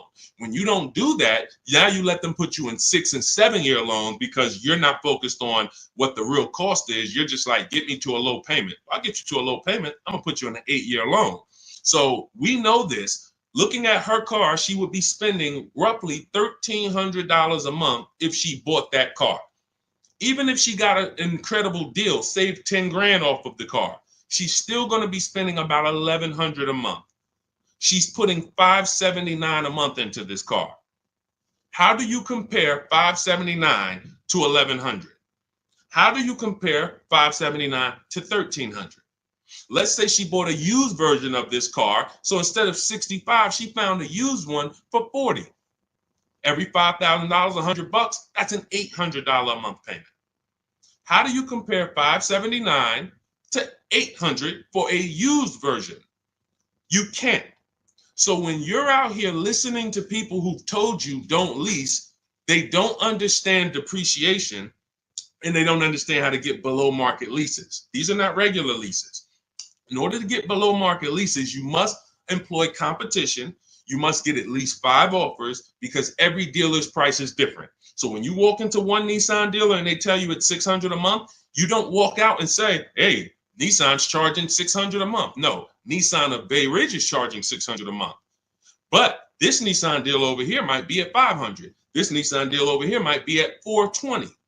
You need to stay at home, get multiple offers. You can do this my way through email using the systems in my book, or you can do it your way, calling around and get multiple offers. But once you see how different these offers are, you'll realize how many dealers have been ripping you off. And 80% of them do this. 80% of them, their best offer is not going to be below market. They're going to make a certain amount of money or they won't sell the car to you. But we find the ones who will. All of this is in my new digital book, Cars from Home. It's called Cars from Home, 7 Steps to Saving Time, Money, and Avoiding Dealerships. You can get a copy for 75% off for the next 30 minutes in my TikTok bio, my Instagram bio, the YouTube comments, or the Facebook comments. You'll have everything we teach step by step. You can Google the book, Cars from Home. It's already 5-star rated. We've already got tons of people using it, talking about it. And this is what I want for you. I don't want you paying above market or market value like everyone else is paying. You need to be paying below market value. And the only people that pay below market value are people with strategy. Okay, so I would tell you, Kitty Cafe, the first thing you need to be concerned with is actually leasing and not buying. You said you were a leaser. See, and oftentimes people who go from a lease to a purchase, I'm sorry to say you didn't get a good lease deal. Because if I'm paying, think about what Zafrina's paying. Let's continue to use Zafrina as an example. If Zafrina's paying $579 a month for a $65,000 car, $579 a month only gets her about $28,000. Let's call it $30,000 on a loan. So for her to go and get the same $579 payment, she's going to only have about $30,000 to spend on a car. If she goes with a 6-year loan, maybe she can get like a $33,000, $34,000 car. That's it. That's her loan. So she's going to have a hard time going from a $65,000 vehicle to a $35,000 vehicle. Most likely she's going to get something used. It's going to be older, and she's going to be like, wow, I'll just keep leasing. But if she was paying what other people are paying for this same Jeep, which is probably, I would say a lot of people for the same Jeep would probably be paying about $800, maybe $900. People with no strategy, they're probably paying $900 a month to drive this $65,000 car. It's easy to justify. So they're paying $800-900 a month. Then yeah, she might say, well, maybe I'll just buy something because I'm paying almost $1,000 a month to lease. But that's the difference between a below market lease and an average lease. There's a big difference. All right. Go ahead, Dolan. Next question. The leasing versus buying thing is really what's hurting a lot of you. The leasing versus buying thing and the not getting below market leases. There's so many bad things about what's been out here with leases. It's horrific. I spend every day putting out information trying to dispel this. But I realize there is so many voices that have told you guys things, but here's the thing. I talk numbers and I show numbers. If you pay attention, the people who tell you about leasing never talk numbers. They never show you numbers. All they do is rent. Leasing is renting. Leasing limits you. You limit, they pick your mileage. You pick the mileage. It's so much bad information. But I've been leasing since I'm 22 in the car business. Got my first lease, Pontiac G6, $20,000 vehicle. I was paying $256 a month for it. Meanwhile, I had a friend, they're paying almost $500 for a Toyota Corolla. We both got a car for about the same time. They're paying $500. I'm paying $256. I'm seeing what they're going through with their car breaking down, getting older, because they kept the car for a while, getting older, and now I'm on my second car, paying a low payment. And as a young person, you don't want a $500 payment. I didn't need a $500 payment when I was 22. Just had my daughter. I needed that $256 payment. They had just had a family too, but they got to come up with $500 a month to drive about the same price car. The Corolla and the Pontiac G6 at that time were about the same price. You can't justify to me in any way that makes more financial sense. There's nothing you can say to me unless that person's going to keep the car, pay it off, and then keep the Corolla forever. If you're going to keep the Corolla for 10 years and then you pass it down to your daughter or your son at their first car and now you just got an extra car, that's a different story. You shouldn't be leasing if you're that person. But if you're a 5-year, 6-year owner, 7-year owner, and you're just paying these high payments, you pay your cars off, and then you go back into another finance, you're just overpaying. You're throwing thousands of dollars out in the garbage, and there's no way around it. You put me against anybody. You put me on the stage with Dave Ramsey himself, the guy who has programmed thousands of people never to lease cars, and you give me 15 minutes. I don't need 2 hours with Dave. I don't need to debate you for 2 hours, Dave. If we're not talking about investing in mutual funds, you do a great job there. We're talking about the financial aspects of below market leases. Let me show you what a below market lease looks like. Let's consider what a person who buys their car is going to pay versus a person who gets a below market lease. Let's look at the resale values of this person who buys their car. When they go to trade that car in, what they're going to get back. And let's look at the net money they have lost compared to the person who got the below market leases. I will prove it to you in 10 to 15 minutes. And are you willing to tell your millions of people that you have programmed incorrectly because you know nothing about buying cars? You have programmed people based on you being a financial advisor, not a car person. You haven't seen thousands of car transactions to be able to say what you're saying. I've been involved with credit. Credit's a big part of what I do over the last 15 years. I don't teach it. Why? It's not my expertise. It's not my lane. It's easy for me to say, hey, I got a lot of people need to know about credit. Let me just start giving y'all some credit advice. No, because I respect the people who have learned credit to the T. Dave Ramsey decides I want to teach about cars. That's where he has led millions of people astray. And he has thousands of people investing in cars, short term, losing on resale, getting killed by depreciation. And they're like, well, Dave told me to do this. It's hard. It's hard to help. It's hard to get those people to unlearn. Go ahead, Dolan. Next question. Keep typing your questions, y'all. We will get through as many as we can in the stream. Good point. I only financed as I wanted to upgrade from my lease. My lease was $180 a month for 36 months. That's a big change. $180 gets you $10,000 on a finance. That's all $180 a month gets you. Now, if you put money down, that's different. Obviously, there's a lot of cars most cars don't lease for $180. So I'm assuming that you put some money down to get there. But again, what were you driving for these payments? You're driving a brand new car. There's no comparison. When you're getting below market deals on leases, there's no comparison. Again, let's look at Charles. Charles gets a Palisade, $48,000 vehicle. Some people, and you may own one of these. And if you were honest, you say, Deshone, I own that vehicle. How much is your payment? No money down. Probably $800-900 a month. Probably $1,000 a month. He's paying $597. Some people say, oh, Deshone, don't they limit you on mileage? No, you pick the mileage. Look at Jen. Jen got her Honda CRV. She's paying $512 a month. It's a $40,000 vehicle. That's normally $800 a month to buy on a 5-year loan.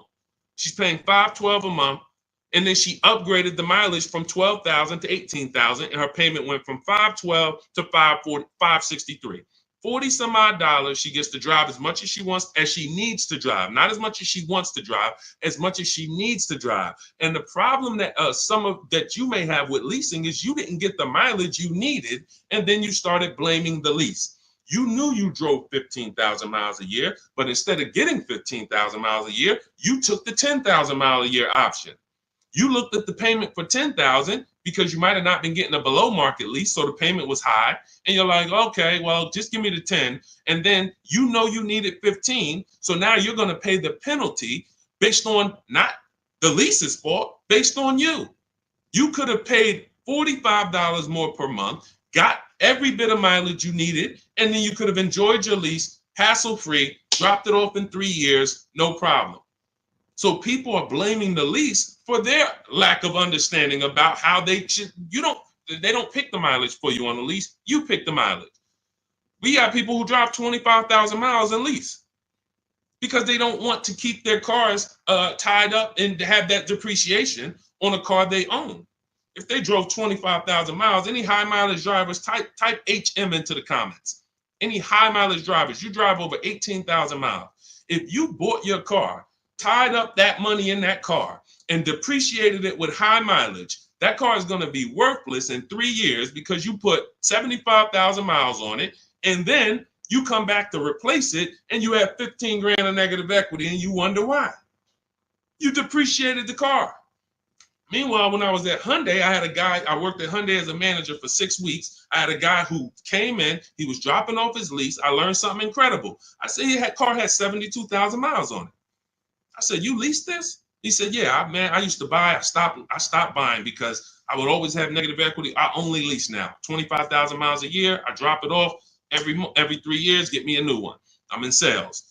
I looked at his lease contract and I saw that his payment was less than $200 a month more than what a normal below market lease on that Sonata was. If a normal below market lease was $350, he might have been paying like $550, $525. It wasn't $700.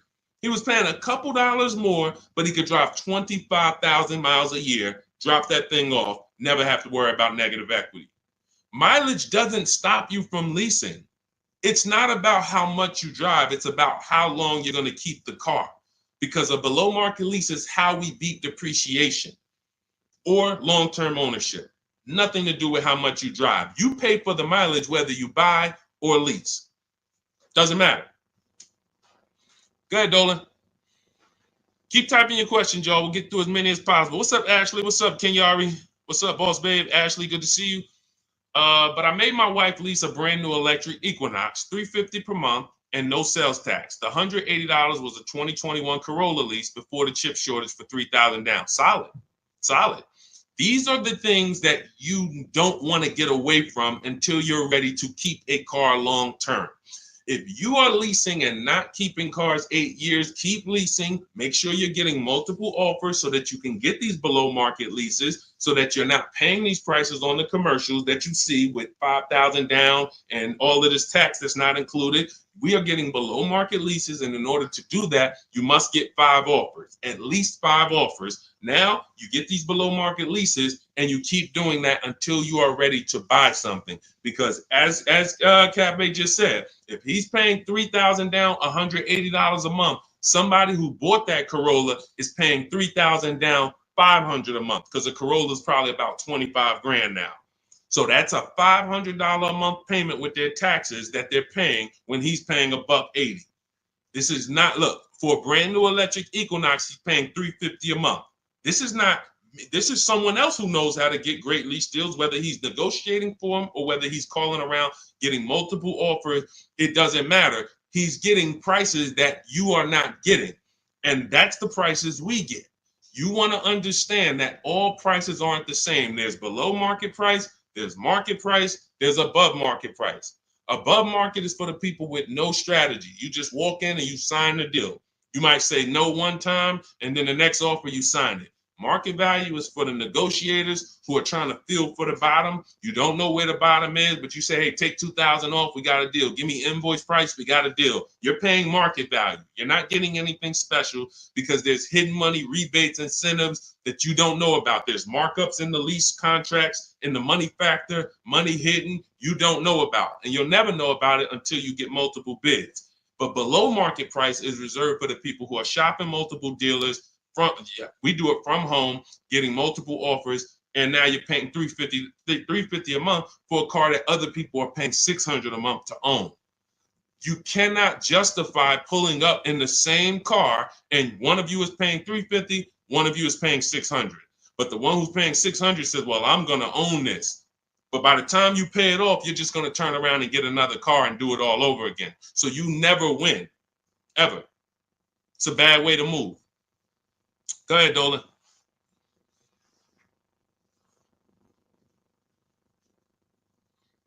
What's up, Ray Johnson? Do you need to... Hold on. Do you need to know all the bells and whistles? I don't know what that means. Can you rephrase that question? Let's type it in another way because I don't know what you mean by that. Can you elaborate? What about the people that drive high miles? You should still be asking yourself, how am I going to beat depreciation? The first step in my process is to determine what I'm going to do to beat depreciation on this depreciating asset I'm buying. So if you're a high mileage driver, you drive more than 18,000 miles per year, you're depreciating your car so rapidly that in 5 years, you're going to have, call it 100,000 miles plus on the vehicle, but your loan does not move that fast. Most of your loans are going to move this way, but your depreciation is moving like this because you are just using the heck out of the car. This is point and proof that you pay for usage, whether you buy or lease. If you bought a car and put 100,000 miles on it, you do pay for that. If the same person bought the same car, but they only put 50,000 miles on it, their car's worth more than yours. They can sell it for more. So you lose based on your usage. So in the short term, you can't win driving high miles because you are literally destroying the value of your car. Then you flip to another car. That'd be like you doing this. Hey, do me a favor. Give me this car, let me depreciate it like crazy, then let me swap it out and let me get this car depreciated like crazy, and you just keep doing it. Depreciate it like crazy, but you're never getting to the point where the car is paid off and now the car starts to depreciate like this. That's for the people. If you have a car that you've had for 10 years, 12 years, 9 years, 14 years, this is what the car is depreciating like. You're losing a little bit every year. If it was worth 9,000 this year, it's probably worth 8,200 next year. You beat depreciation. And that's when you enjoy, this is the benefits of ownership. This is what I call in my book, the reward stage. You don't get here without long-term ownership. And if you're not built for long-term ownership, that is okay. But what you should be doing is doing what my client who was in Hyundai did, doing your high mileage lease, shopping for a below market lease, and then driving the mileage you need and dropping off your car in 3 years and going and getting a new one over and over again. You're never tying up your money in these cars. If you're going to tie up your money in these cars, you better have it in there for the long run. If you're going to tie up your money for 5 years in a depreciating asset, you are losing money in depreciation. Like you can't get it back. That's why you're never happy with what the car is worth. When you come and find out what your car is worth, you're like, I can't believe that's all you're giving me for my old car, because you're thinking about how much you put into it. Long-term owners like this, those of you who have cars that you kept for 12 years, you're not thinking about the resale value, right? Right or right? You're like, Sean, I got so much money out of this car. I had this car, man. The transmission went out. I put a new transmission in it. I got my money out this car. That's the benefit of buying. And if you're not buying, you should be if you're not getting there, you should be shopping for below market leases, never tying up your money in these cars to begin with. It's only 2 ways. Get out the middle. It's 3 people. Long-term keepers, short-term leasers, then it's the people that's stuck in the middle. You buy your cars, trade them in. You lease the car, you buy the lease. Stuck in the middle. Go ahead, Dolan. All of this is in my new digital book. If you're like, Deshone, there's no way I'm going to remember this. You can get my new digital book. It's called Cars from Home, 7 Steps to Saving Time, Money, and Avoiding Dealerships. It's already 5-star rated. Thank you to everyone who has rated and reviewed the book on Goodreads. We appreciate you.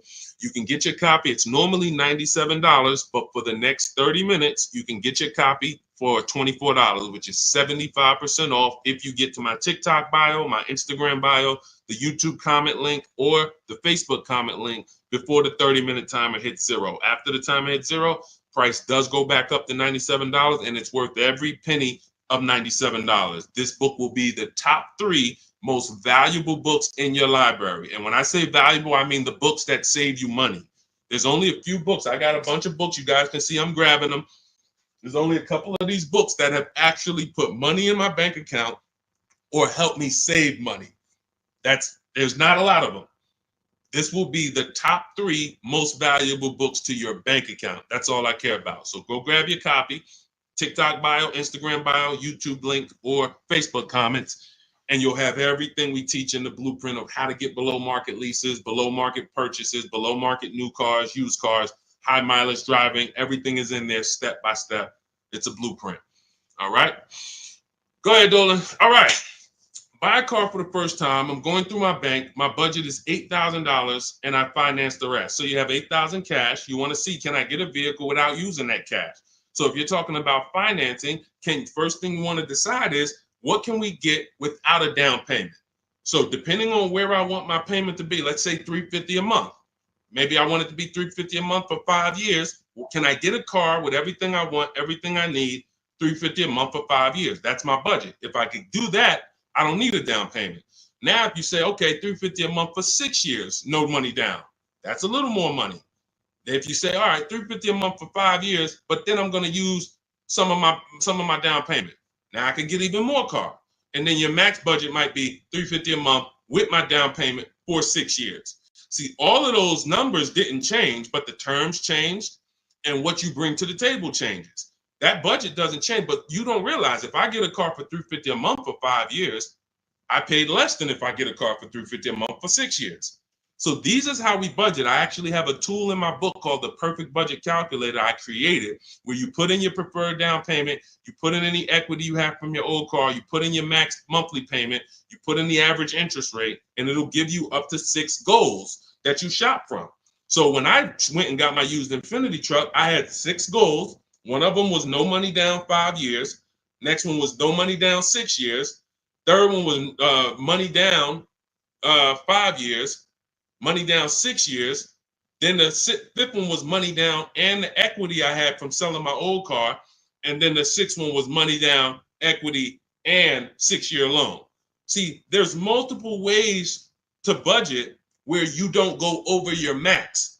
But I find the problem is when we budget with our max in mind, I only want to spend $500 a month, $500 a month, $500 a month. You usually go in and you spend what? $600, $550.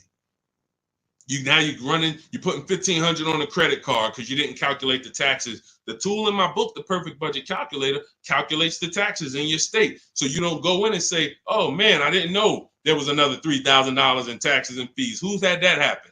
Oh man, I thought we was making a deal, but you forgot about the taxes and fees. See, all of this stuff you don't realize should be normal in a complex financial transaction. But what they've taught you in the car business is to just treat car buying like you're buying a TV because it makes them very rich. I've been in the business for 14 years. I sat next to people who I know shouldn't be in the business, but they're not going to get them out the business.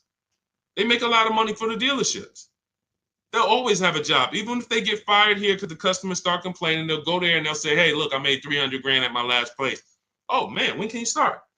These people are always going to have a job.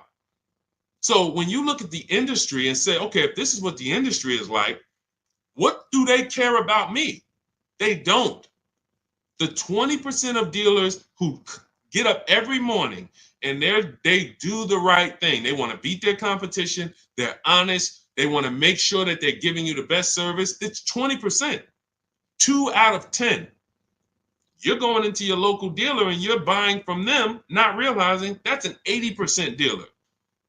All they do is make a lot of money on their customers. If they can't make a lot of money on their customers, they won't sell the car. And you know what's beautiful about the car business? For those of you who are wolves and sharks and evil, it's not about the customer winning. It's about you making the customer think they won. I'm going to say that again. For those of you who are like, what business could I get into where I can make 200 grand? And I don't need to have morals as long you are trained to make the customer think they won. And that's all it's about. If that's why you start high and you come down. If you know your price on your car is $600 a month, you start at $800. This is what the worst people do. You know that the full price for your car is $600 a month. When Mr. Jones sit down, hey, Mr. Jones, all right, we got a great proposal for you. Great news. We're going to make you a great deal today. Your payment's $790 with $2,000 down. What? That seems like a high for this car. The car's only this. That seems real high. And then I didn't even want to do any down payment. All right, so you didn't want to do a down payment. So, all right, look, if I could get the down payment out, your payment would go from $790 to now it's $840. No down payment, though. What's more important than you, the payment or the down payment? No, well, both. But what's more important? If you had to pick one, well, I really don't want to do any money down. All right, so right now we're at $840. Where can we agree? I'll talk to my manager. Where can we agree that you'll be happy? Because I want to make you happy, Mr. Jones. Nah, I mean, I'm thinking of paying I really wanted to be at $500, Mr. Jones. I understand. Where'd you come up with that number? I just thought I'm looking at the car. I'm thinking, 500 seems fair, but follow me, Mr. Jones. You're looking at this car. You know where the demand is. You know there's no cars around. This is all stuff that's not true. You don't know where the demand is because you haven't shopped. There's no cars around. You don't know that because you haven't shopped. But these guys we are absolutely trained to, if you want to use your powers for evil, it is very easy to get you. That's why we don't shop that way. I would never send you in to deal with people who negotiate every day for a living like this. Your power is being at home, having multiple dealers compete for your business, and that's how people like Tasha get these deals. Thousands off on a brand new car, only 1-year-old car. This is how we got grandmothers who do this. Look, India, ridiculous deal on a Toyota. Look, Hyundai, $365 a month, no money down. 2024 Hyundai Elantra, limited with the leather in it.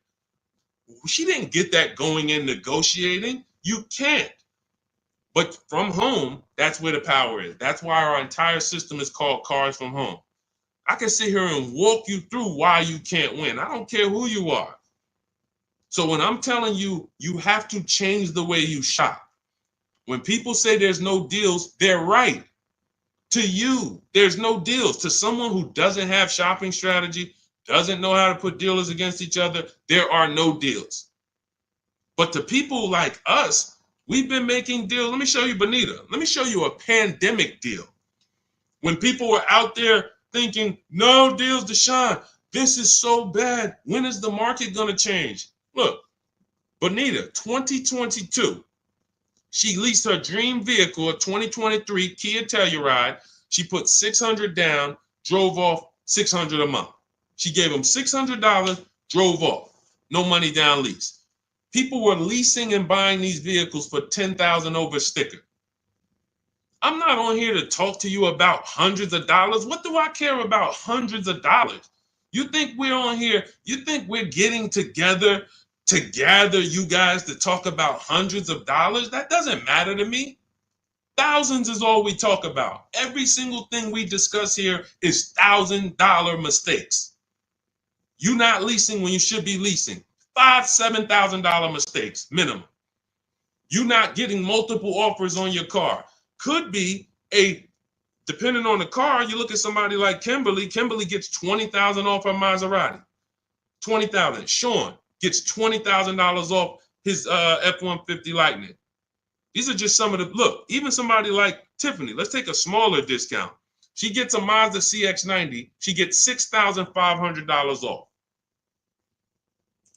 What happens? There are people who got that same car. You won't say, they're not going to say it. They'll never say it. They'll never come on here and say, hey, Deshone, I got that same car you just showed her get, and I only got $2,000 off. They won't say I overpaid by $4,500 because I didn't know this. But I'm telling you, I know this because I've been working with people around the country. So understand, we're not here to talk small numbers. When we're tapping in, we're asking you to tap in, lock in, so that you can actually keep thousands and thousands of dollars in your bank account instead of putting it in these cards or giving it to these dealers.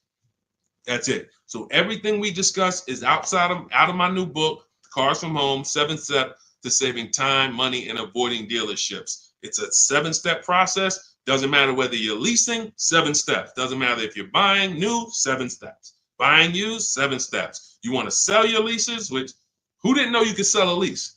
Put a question mark. Who didn't know you could sell a lease? Type a question mark in the comments. Question mark. Deshone, what do you mean you could sell a lease? Okay, thank you. We're renovating with the jeans. Okay, look, Lynn, Brooke, Miss Tucker. Look. How much does that cost you? Not knowing, and we begin to teach people to do this during the pandemic because every single car was $7,000 to $10,000 more than it was truly worth. So a Jeep Grand Cherokee, I sold my Jeep Grand Cherokee for $28,000 after I had leased it for 3.5 years. 39 months, I leased it, and then I sold it for $28,000. The vehicle, brand new, was $35,000. Brand new, that Jeep Grand Cherokee Laredo that I leased for $330 a month, paid $330 a month for 39 months. I sold it for $28,000.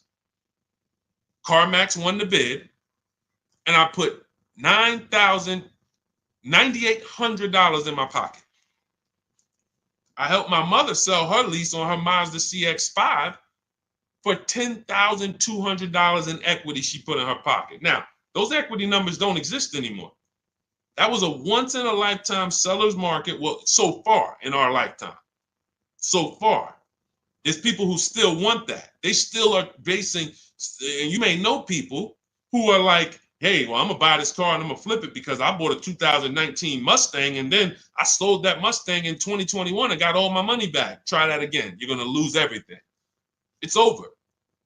It's over. That was a limited inventory, global shortage, chip shortage. Everything's worth $7,000 to $10,000 to $12,000 more. Those who cashed out won.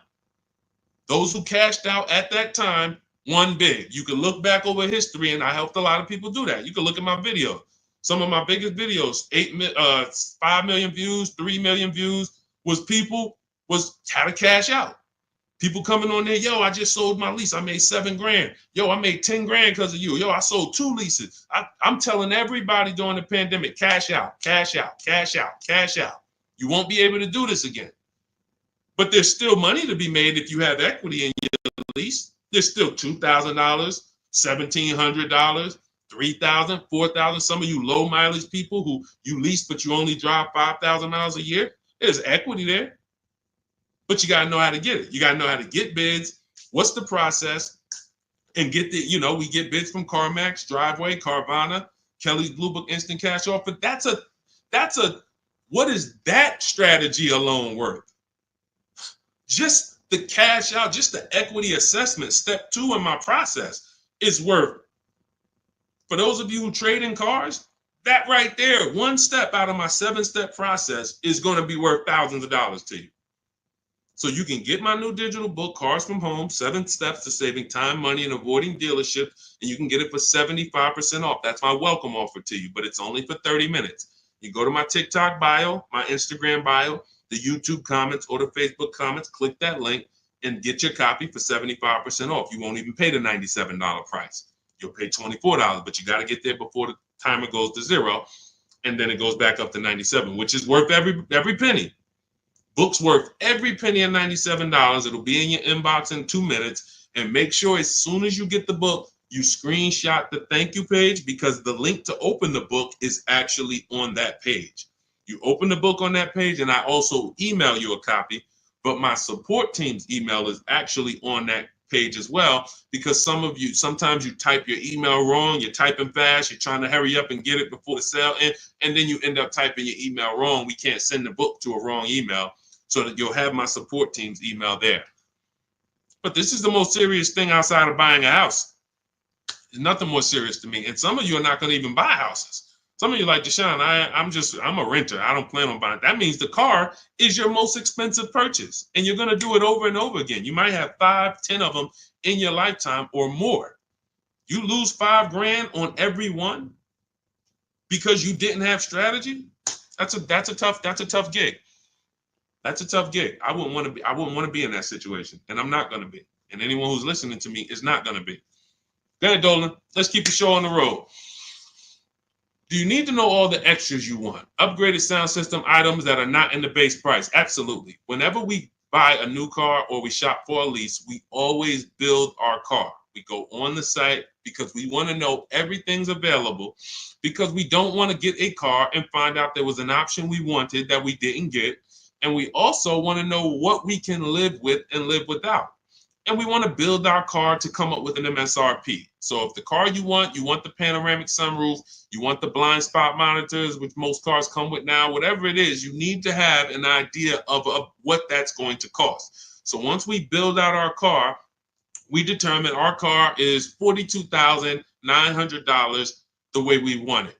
Now, most times we're going to reach out to dealers and they're not going to have the exact car. That's why we always come up with, and when we're leasing, we come up with a couple colors. Buying, we don't compromise as much, because this is a car you need to love. You're going to have it for 8+ years. You don't want to compromise on what you want, or be talked into something, or let you convince yourself of getting something, a color you really don't love, because you're buying this car to keep it for the long run.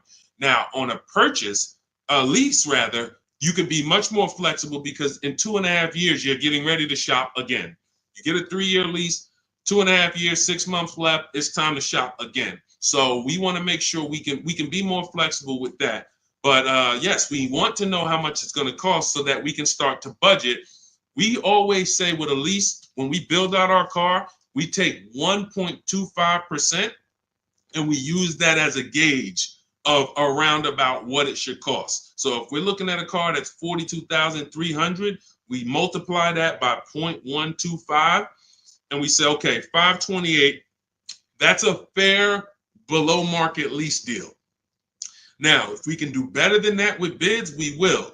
If the lease program is not as good, when we get our bids, it might come in at 1.3, 1.4, our best offer. We're going to have more offers than that. If your other offers aren't higher, then you didn't shop the right way. Because when you shop, you should see a $3,000 to $5,000 to $7,000 difference from your best offer to your worst offer. When you get offers the way we teach, you're going to get more market value, below market value, above market value. You're going to see them all. And you're going to be like, wow, I can't believe all these dealers, this their best offer? Yes, they want to sell and make a lot of money. But we don't care about them. I don't focus on the 80%. We're looking for the 20%. So we use this as a gauge to say, all right, this is around about what I think I should be looking at paying, depending on the deal that I get when I actually get my offers. So that's why it's important for us to build the car. Those are all the reasons it's important for us to build the car before we actually go shop for it. Okay? It's a great question. I see you. I'm leasing this year. There you go. If I could get more people to lease, wake up and look. I don't want you leasing if you're keeping your cars 8 or more years.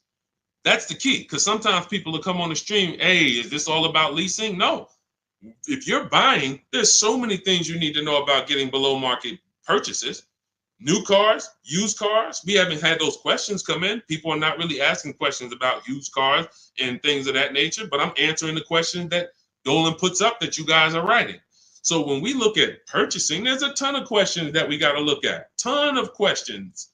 But when it comes to people not keeping their car 8 years, you should be shopping for leases.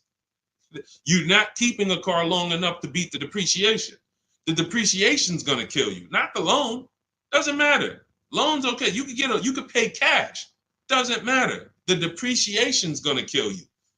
That's what you're doing. You're buying a depreciating asset, trying to keep it short term, flip it, and do it again. You can't win. The only way to win with a depreciating asset is long-term ownership, or never tie your money up in it in the first place, which is a below market lease.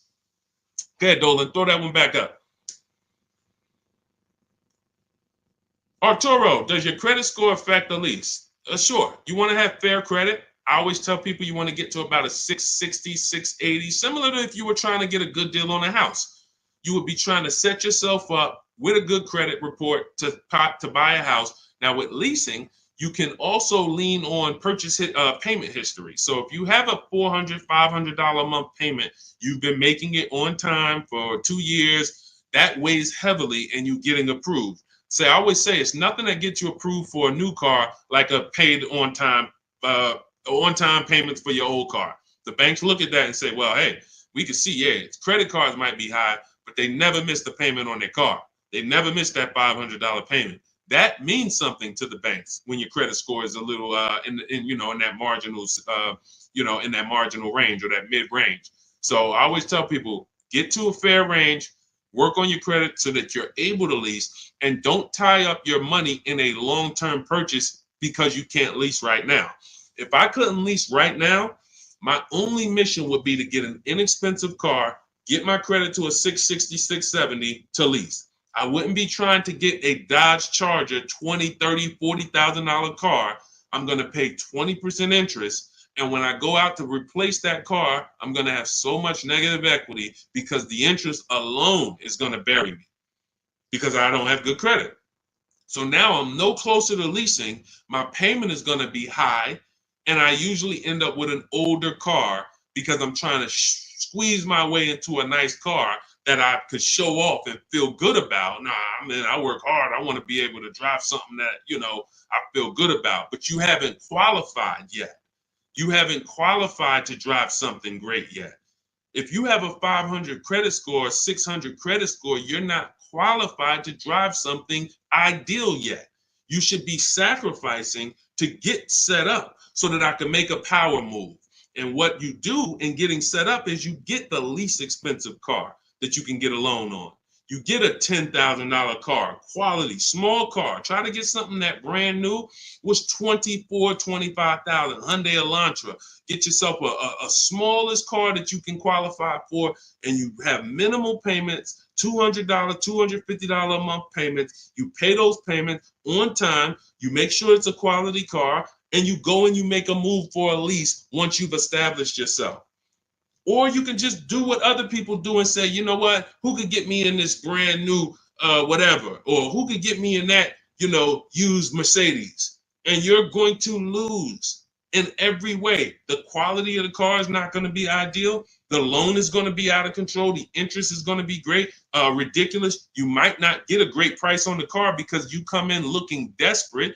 You need a car, not want a car. You need a car. So nothing is working for you. Everything's against you.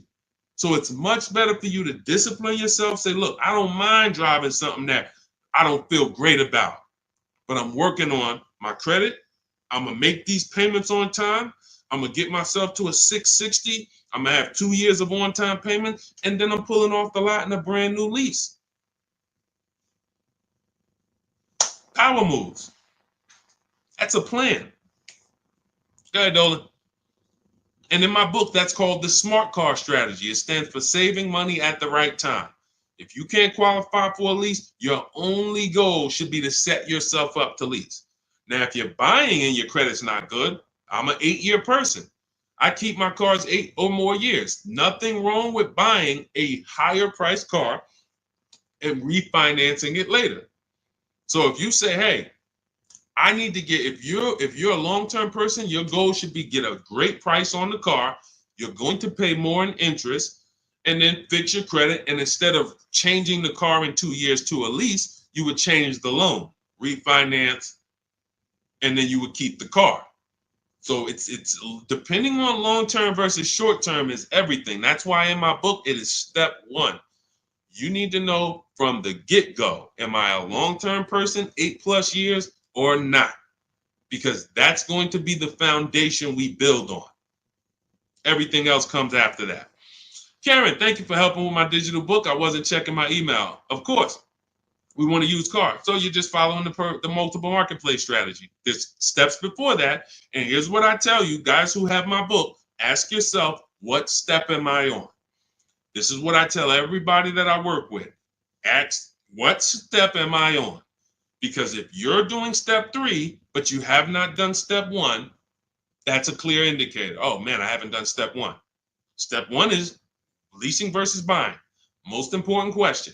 How are we beating depreciation? We go into deep. I show you lease scenario, purchase scenario, lease scenario, used car scenario, to make it very clear that if you set out to buy, but you should have leased, can't help you.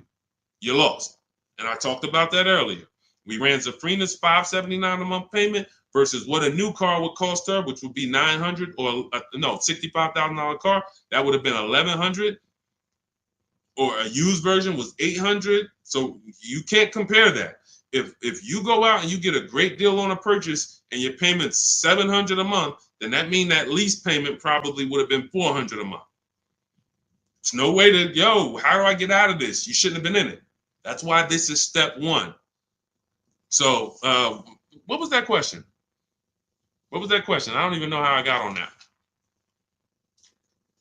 Oh, you said I want a used car. Yeah. So so you want to ask yourself, where am I at in the process?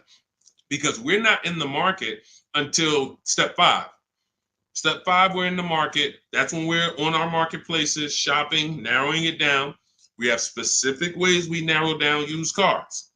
This is not just general information that you could find on social media and you Google it, how to buy a used car. Yeah, good luck. That stuff means nothing. Car salespeople are been watching those blog articles for years saying, okay, this is what they're coming to do. Don't tell them you have a trade-in. Okay, good. Stuff has been around for 20 years. What we're doing is we're narrowing it down when we get to step 5, based on title history, service records, accident history. Then we're narrowing it down and we're coming up with our top 5 choices, top 3 to top 5. Then we're verifying who has bogus fees, who put one price online that they're not going to honor. So all of these This is my top 5 list, but some of these might be fake prices. So we need to verify that. And then we're going to get the new car price to find out what the true discount was. How much was this vehicle brand new? When I bought my Infiniti truck, I narrowed it down to 4 choices. They were all white, between $30,000 and $32,000. Sounds similar. They're not. You're looking at 4 white Infiniti trucks between $30,000 and $32,000. Similar miles, all 2020s. They were 3 years old at the time. Looking at all 3, whoa, these vehicles look similar. Once I got the brand new price, I found out one of them was $46,000 brand new. The other one was $48,000 brand new. The other one was $52,000 brand new. And the one I ended up getting was $54,000 brand new. Big difference. See, so what seemingly was close was nowhere near close. The furthest apart was 54 to 46. It's an $8,000 difference between the least expensive one and the most expensive one. But without the brand new price, you don't know that. You're choosing the wrong vehicle, thinking, oh, I got a good deal. No, the good deal was that other one that you didn't pick because you didn't have the brand new price. So that's step 5. But we got plenty of things we do before that to verify the DNA of the vehicle, check the data. And look, let me be clear. It takes me 90 minutes to buy cars. I'm not putting a system together that takes days. I'm not going to do it. It's not necessary. Choosing your vehicle, that might take you days. Going and looking at cars, test driving, that might take you days. Deciding what you want. We call that shopping. That's a step in my book. Shopping, not buying. That's deciding what you want. But once you know what you want, 90 minutes. Now, first time you use our system, it might take you 2-3 hours because you're just learning. You're overthinking. Haven't trusted our process yet. That's normal. But once you see, wait, this is simple steps. I'm going to websites, putting information here, looking at this. This is stuff a high school kid would do. If I could teach a high school kid to buy a car, it'd be easier than some adults because they don't have to unlearn much. Adults, it's like, hey, but I don't have to go into the dealer. You know, hey, Deshone, I went into the dealer and this is what they said. Deshone, my dealer called me and they said this. Well, when did I tell you to talk to the dealer? I thought you were coming to use our system because you didn't want to talk to the dealers. Yeah, you're right. See, that's overthinking. Now, that doesn't mean you're going to lose because we got a lot. That's how a lot of people come. You're trained to do things one way. You have to unlearn that. But once you see what we do, you're like, man, I can do this again next time. It'll take me 2 hours. I get any car I want in the country, Bentley, Rolls Royce, Corolla. It's going to take me 90 minutes because I'm using the internet. We're emailing. You know, I'm not getting in my car and driving to a dealer. So that's what we need to focus on. I know you have the book. Make sure you're asking yourself, where am I in the process? Start with step 1, just check them off. Step 7 is delivery. So when you check off delivery, you're done. You got your car. All right. Everything that I'm teaching is in my new book. It's called Cars from Home. It's a digital book. It's called Cars from Home, 7 Steps to Saving Time, Money, and Avoiding Dealerships. You can get your copy for 75% off. It's part of my welcome offer. It's normally $97. But if you get to my TikTok bio, my Instagram bio, the Facebook comments, or the YouTube comments before the 30-minute timer hits 0, you got your copy for 75% off, which is $24. And it'll be in your inbox in 2 minutes. So once the timer hits 0, price does go back up to $97. And it's still worth every penny at $97. Go ahead, Dolan.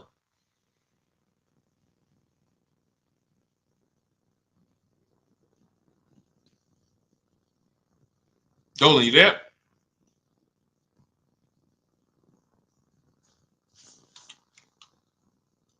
All right. Is it worth buying a BMW or Mercedes brand new or pre-owned certified? That's a matter of budget. As long as you're going to keep the car 8 years, the only difference between a new or used purchase is budget. And if you can afford both, now it's about your values. Do you want a new car because you only buy a new car every 10 years and you're like, man, I'm going to treat myself, I could afford it? Or do you want a pre-owned car because you're like, hey, I want to treat myself, but I could also take a 2 or 3 year old one and I'll be just fine with that.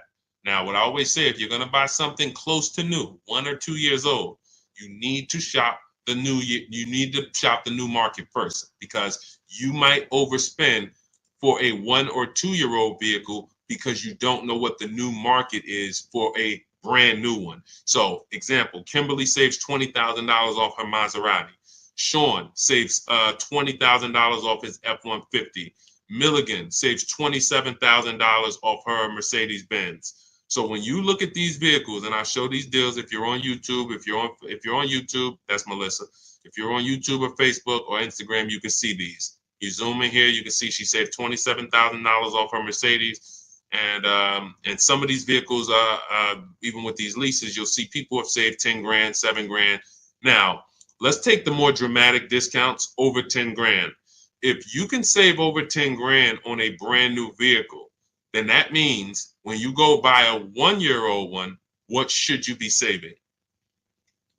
If I know that the new market is 10 grand off, then for a 1-year-old one, I'm looking for about 18 grand off.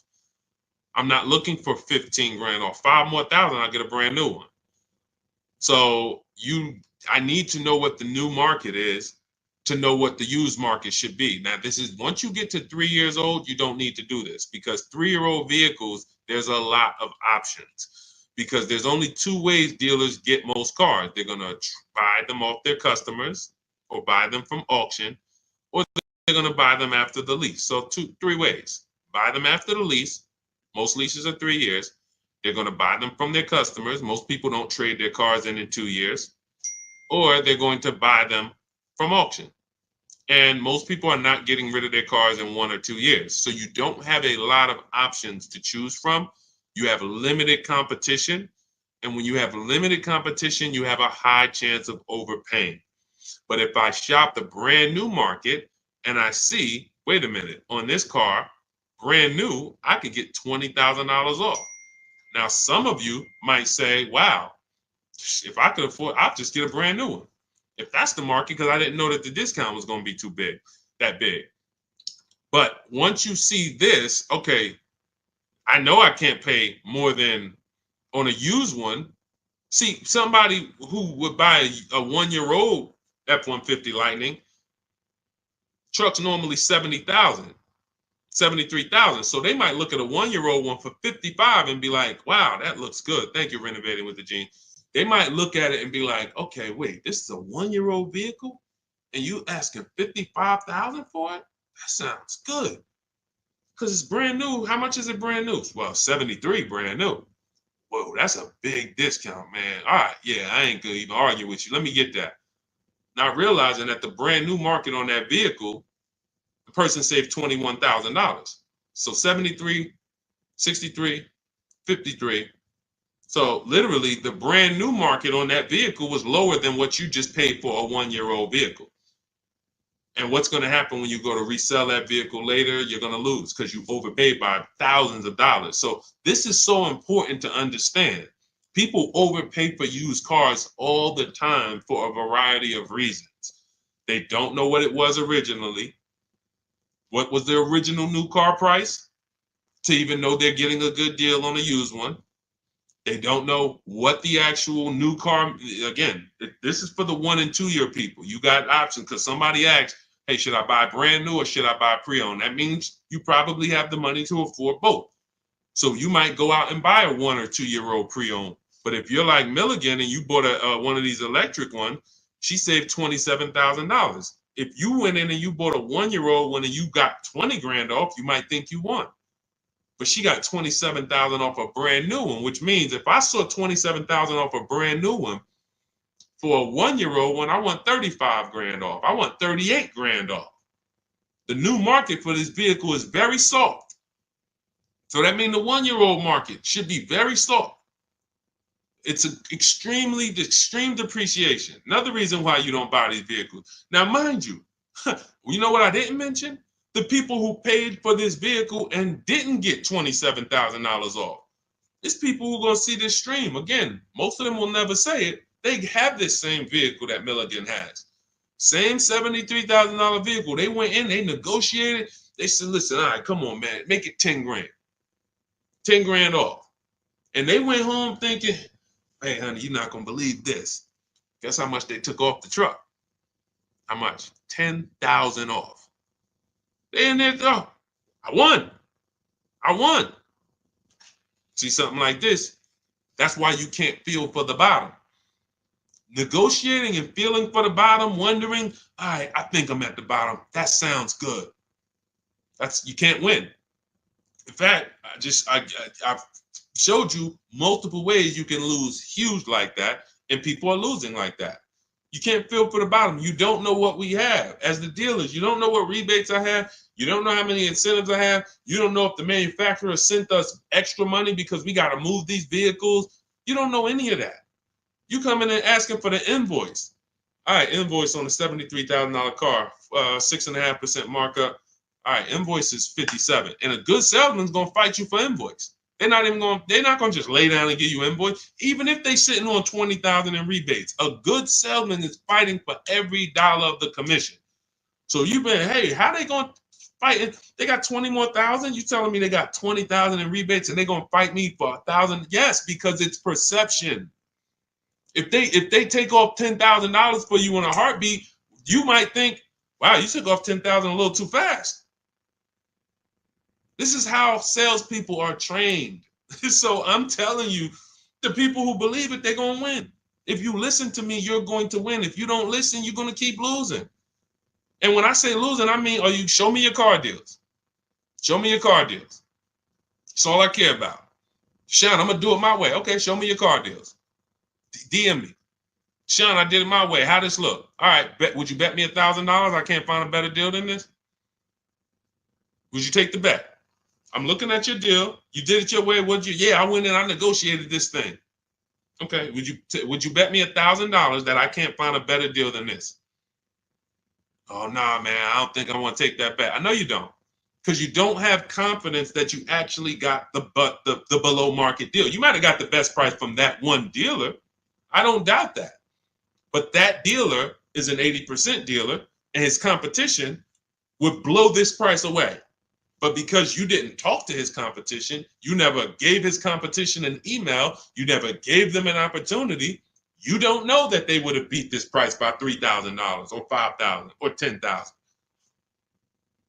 That's what we do here. That's what Cars from Home is. That's why our system is called Cars from Home. All our deals, 90% of what we do is from home. 90%, and sometimes 100%.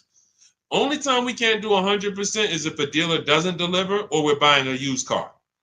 Used car, we must go to the dealer. We must test drive that. That's our last step in our process before we lock the deal up. We cannot, but we've had tons of people who never left their house. I have a couple of them on here. Delivered the car. Let's see, we got people on here. Leasing process went quick. Sent the email. Anyway, I could pull up a bunch of people who just did.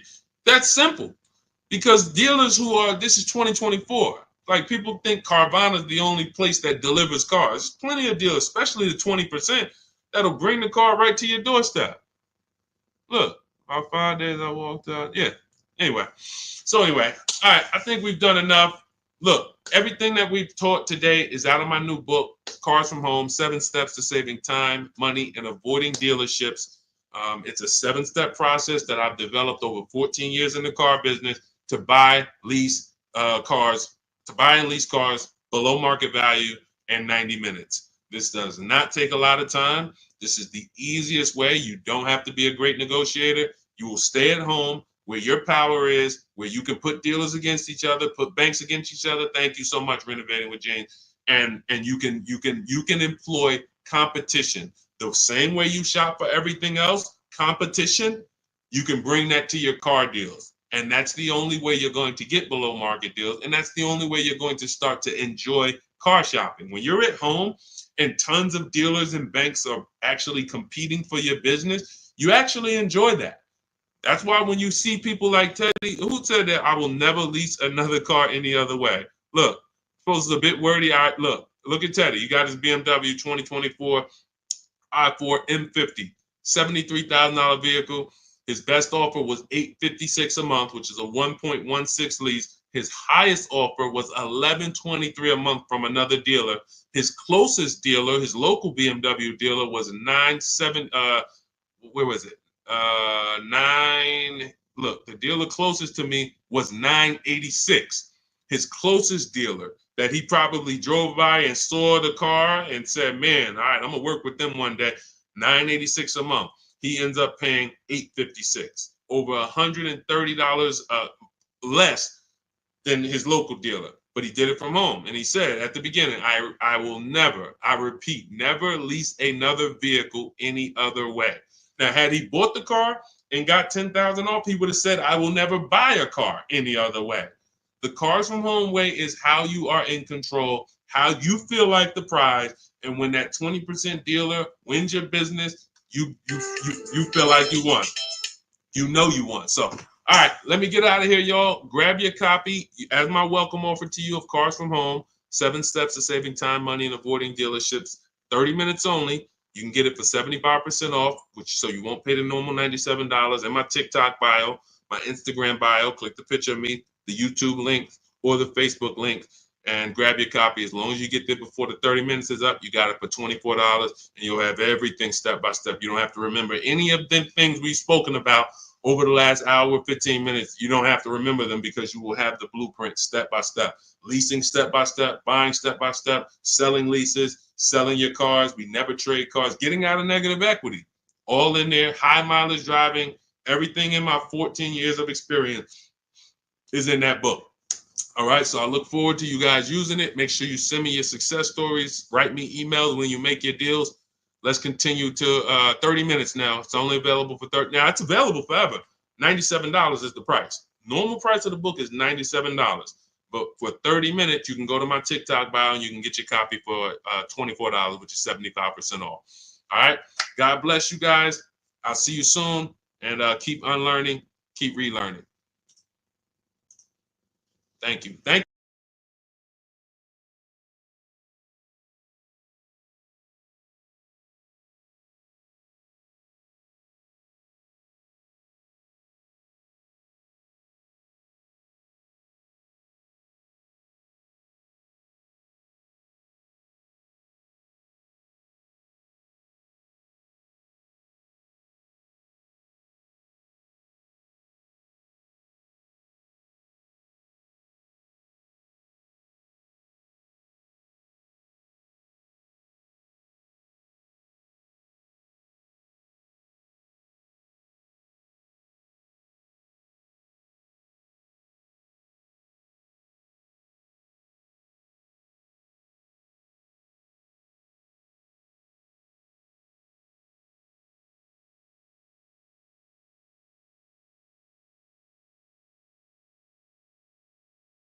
Cynthia Page, good to see you. But the first thing I want to do is warn everybody to tell your friends, sell their electric cars. Show them the video. Show them why. Because this guy just said to me, no, I really think electric cars are always going to have their place. What's going on? Good to see you, Isaac. I appreciate you. And could everyone share this broadcast if you're a sharer? I realize everyone's not a sharer, but to the sharers, could you share this broadcast? Shout out to you.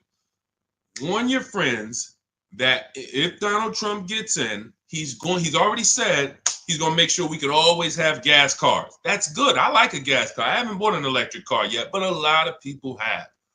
And the minute, automakers do not want to make electric cars. Take it from me. I was in the business for 14 years.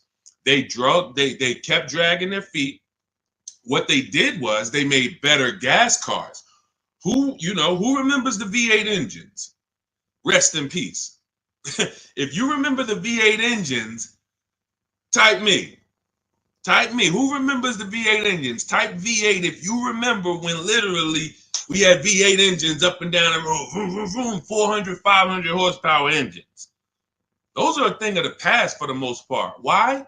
Because automakers in the last 10 years started using turbochargers. You understand, Just Money?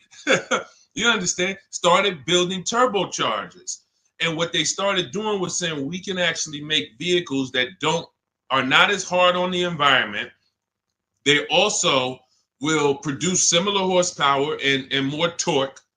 And we don't have to worry about having these issues with emissions and things of that nature. So they were taking steps to be more economic, more fuel efficient, and better for the environment. Now here comes the mandate to make half of the new cars electric by 2030. It started out as 2035. I don't know when it moved to 2030. The point is, 17 million new cars are sold a year. So 17 million new cars sold a year. That's a lot of cars to try to produce electric cars. That's why we got fires. I just asked Joseph Tepte. He saw the video. Who saw the video of the Tesla burning up the guy's house a couple days ago? Charging in his garage, whole house burns down. Why don't they want to make these cars? Too much liability. Too much liability. If they can escape that, they'd love it. They'd love to go back to 2019, not worrying. Let's just make some hybrids and let's make some fuel-efficient cars with turbochargers and things of that nature. What does that do for electric cars? The minute Donald Trump gets in, he announces gas cars are here to stay. Don't worry about it. Everyone's electric cars are going to be worthless. Your electric car that was worth 30 is going to be worth 20. You're going to lose 10 grand one day. Legislation changes things. Legislation affects the market. So my mission before Election Day is to get you to sell your cars. And if you're watching this as a rebroadcast, sell your car.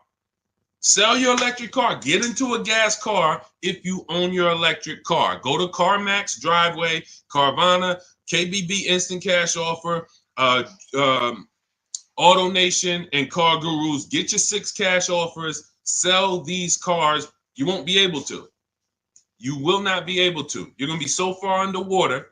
The market's going to be so soft. It's already soft. Google Tesla depreciation.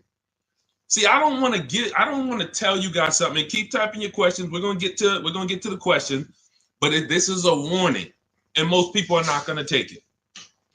Most people, just like when I warned people in 2022, do not go out and buy these overpriced cars. Learn to shop so that you're not buying used cars that are going to be worth half because they were selling them all through the pandemic. 80% of dealers were selling used cars that were just 10, 20 grand more than what they should have been selling for. I told them, don't buy these cars, shop around. Now what we got? Thousands of people around the country who are $20,000 upside down, can't get out.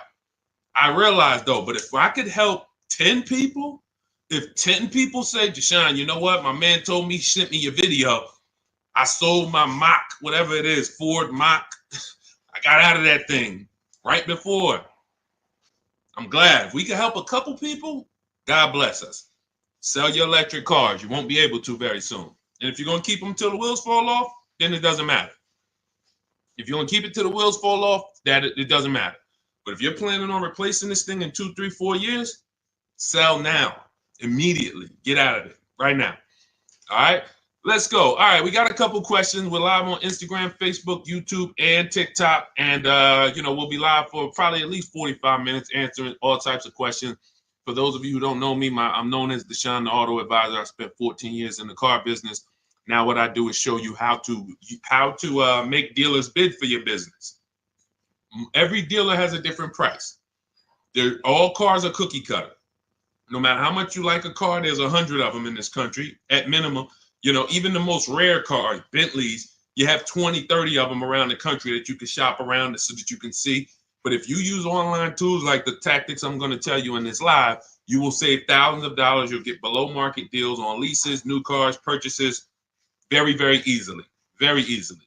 All right. So feel free to ask your questions. Let's get to it. I see we got a couple that came from TikTok. Dolan, you want to bring the first one up? All right, let's go. I drive a lot of miles. Is it worth it to get a leased vehicle? That's a great question. If you're a short-term person, if you're keeping your cars till the wheels fall off, no.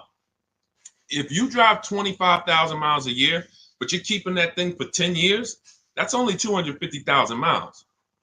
You get a Honda, Toyota, there's several cars that will go 250,000 miles. No need to think about leasing. It's all up to if you're going to keep it 8+ years. You do not need to. Who keeps their cars on average more than 8 years? Type me. If you keep your and listen, some of you who are new here, you may not know how we do here. We use our keyboard. Listen, I know there's lives where you just sit back and you watch the person's telling jokes or just talking. We dialogue here because this is a finance channel, so we spend a time dialoguing. So stay close to your keyboard. That's how you're going to get the most out of what we're doing, and that's how you're going to save the thousands of dollars on your car. Okay, I see you, Alton. All right, I see you, Amanda. Okay, if you keep your car more than 8 years, Don't think about leasing. If someone in your house is keeping their car more than 8 years, they should not think about leasing. Doesn't matter how much they drive. Just get a quality vehicle, get a below market price, keep it long term. You're going to win.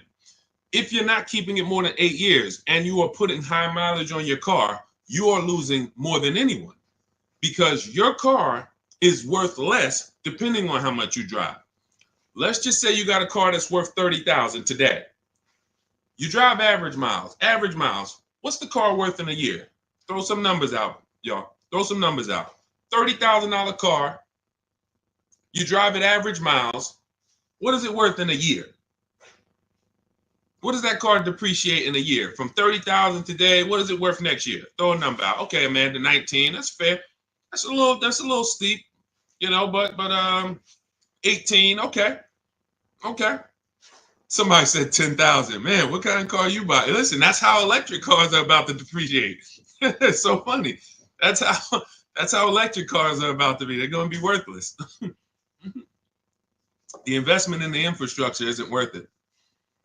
Okay, so now let's just say you have a $30,000 car. You drive it 40,000 miles in 1 year. 40,000 miles. Isn't it worth a whole lot less? Yes. So depreciation is what you're thinking about when you're considering when to lease.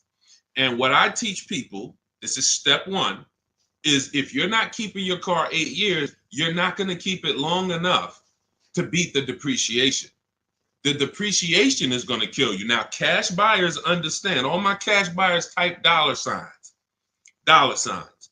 Cash buyers understand because they buy a vehicle. If they went to replace it in 3 years, they see what it's worth. They know what they put in. They know what they're getting back. And they're like, oh, this doesn't make sense.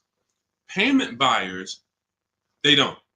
Because all you really care about is payment. So they manipulate payments on you, stretch the loan out, 6-year loan, 7-year loan. You don't see how much you lost, and that's why you think you won. But in depreciation, cash buyers will always see how much their vehicle has depreciated. So how do we avoid it? Below market leases. In the short term, if you are not keeping your car long enough to let the depreciation cool off, then you should be shopping for a below market lease. Now, let me show you what a below market lease looks like because you may have never seen one. I'm sure you've seen lease commercials, 3,000 down, 4,000 down, plus tax, all of this. But this is what a below market lease looks like. You take, let me do an average vehicle. Let's take Raphael. This is a Jeep Grand Cherokee. Pretty popular vehicle, common vehicle. 45,000, let's call it a $46,000 vehicle. She got it for $549 a month. 1.19% of the MSRP, no money down. She gave him her first month's payment. She drove out of there. That's a below market lease. Let me show you another one. Look, India. She got a new Hyundai Sonata Elantra. 2024 Hyundai Elantra Limited. 36 months, $365 a month, no money down.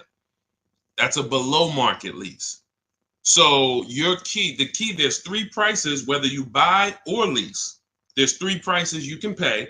Market value, that's for negotiators. They're going to feel for the bottom. They're going to try to get to the bottom, but they won't ever know the bottom. So they're going to pay market value.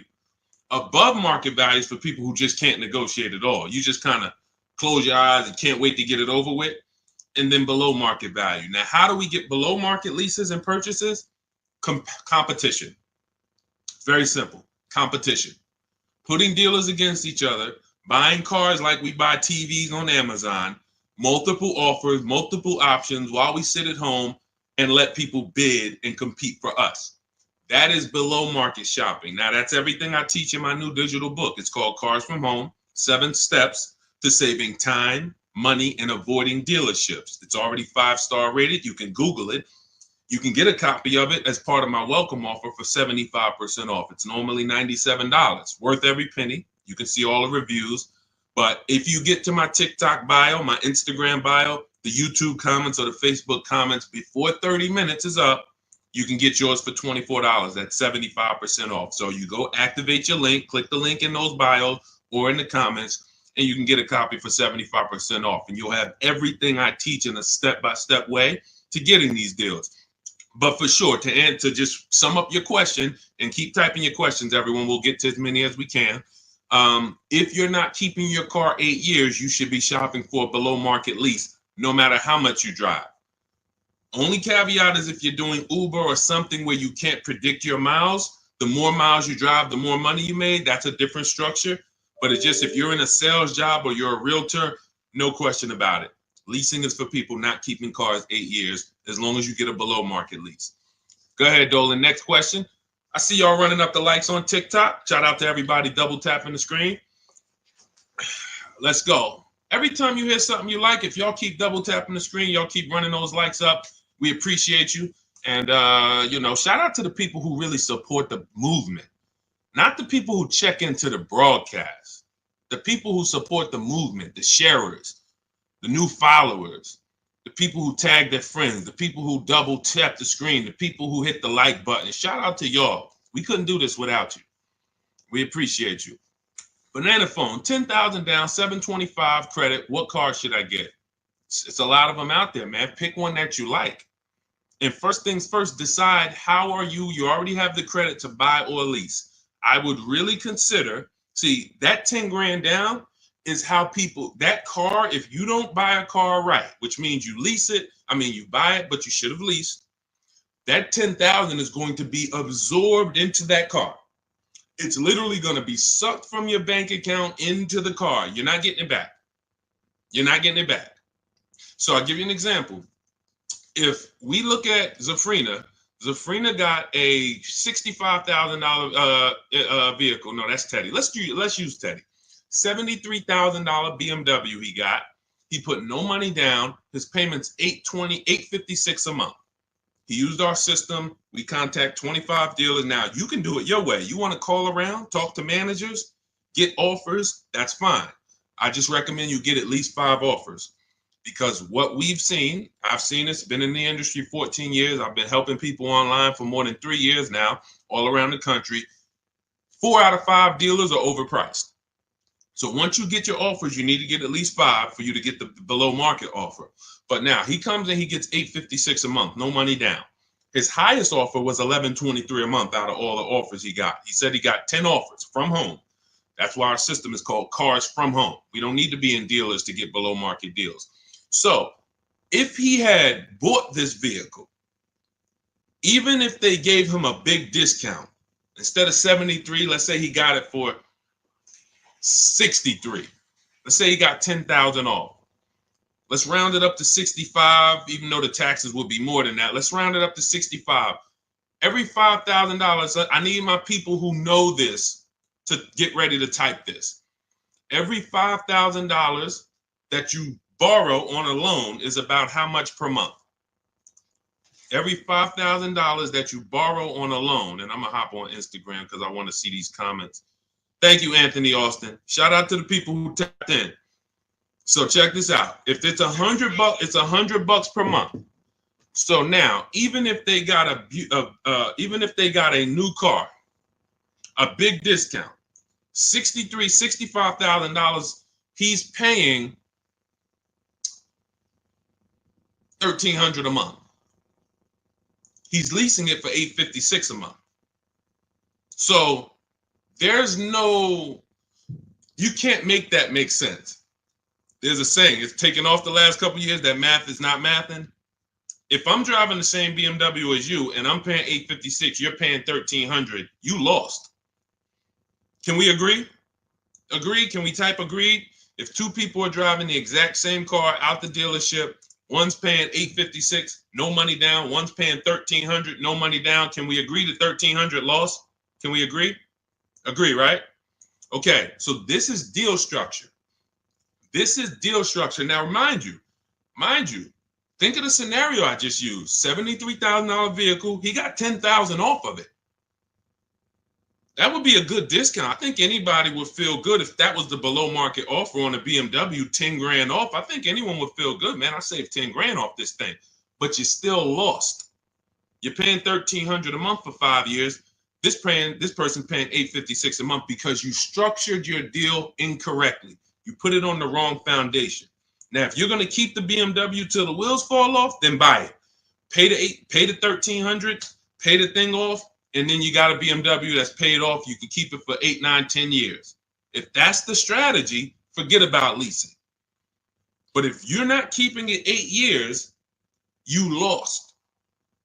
So the biggest thing, Banana Phone, before you think about, oh, let me go get a car, I got great credit and I got 10 grand down, you're going to walk into a dealer, they're going to see you just like blood and sharks looking at blood coming to the ocean. Hey, look at this guy. And you got 10 grand? I want to get all of it. I'm going to get everything out of your bank account I can in the shortest amount of time I can. So instead of you doing that, you slow down. Decide, am I keeping this next car 8 years? If not, I should be shopping for a below market lease on whatever I want. And take the time to go look at cars. Take the time to go look at cars. Go test drive cars. You're about to go spend, you're about to make a 5-figure decision. Don't make that decision in a rush. Who'll go into the mall and let them rush them? I wish I would go into the mall to spend $30,000 and they rushing me. Hey, we close in a couple, come on now. So, that's why we're different. You go and test drive these cars. The only thing you want to do on our test drive process is test drive and leave. Get the card. Thanks a lot. Leave. Thank you. Leave. We never talk numbers in the dealership. So if you want a step-by-step process of how we do this, you can grab my new digital book, 75% off. It's called Cars from Home, 7 Steps to Saving Time, Money, and Avoiding Dealerships. Everything in there about below market leases, below market purchases, below market used cars is in there in a step-by-step way. But the first thing you want to do is ask yourself, how many years am I keeping this next car? If it's not 8, you should be shopping for below market leases, or somebody's going to get all that 10 grand out of your bank account. It's going to go into theirs. Go ahead, Dolan. Next question. Keep typing, y'all. We'll get to as many as we can. Shout out to the people on Instagram. Shout out to the people on every platform that's tapped in. Shout out to the sharers. Thank you to everybody who shares the broadcast with somebody. We cannot do this without you, and we appreciate you. Let's go. When should I tell them about the GM Family First discount?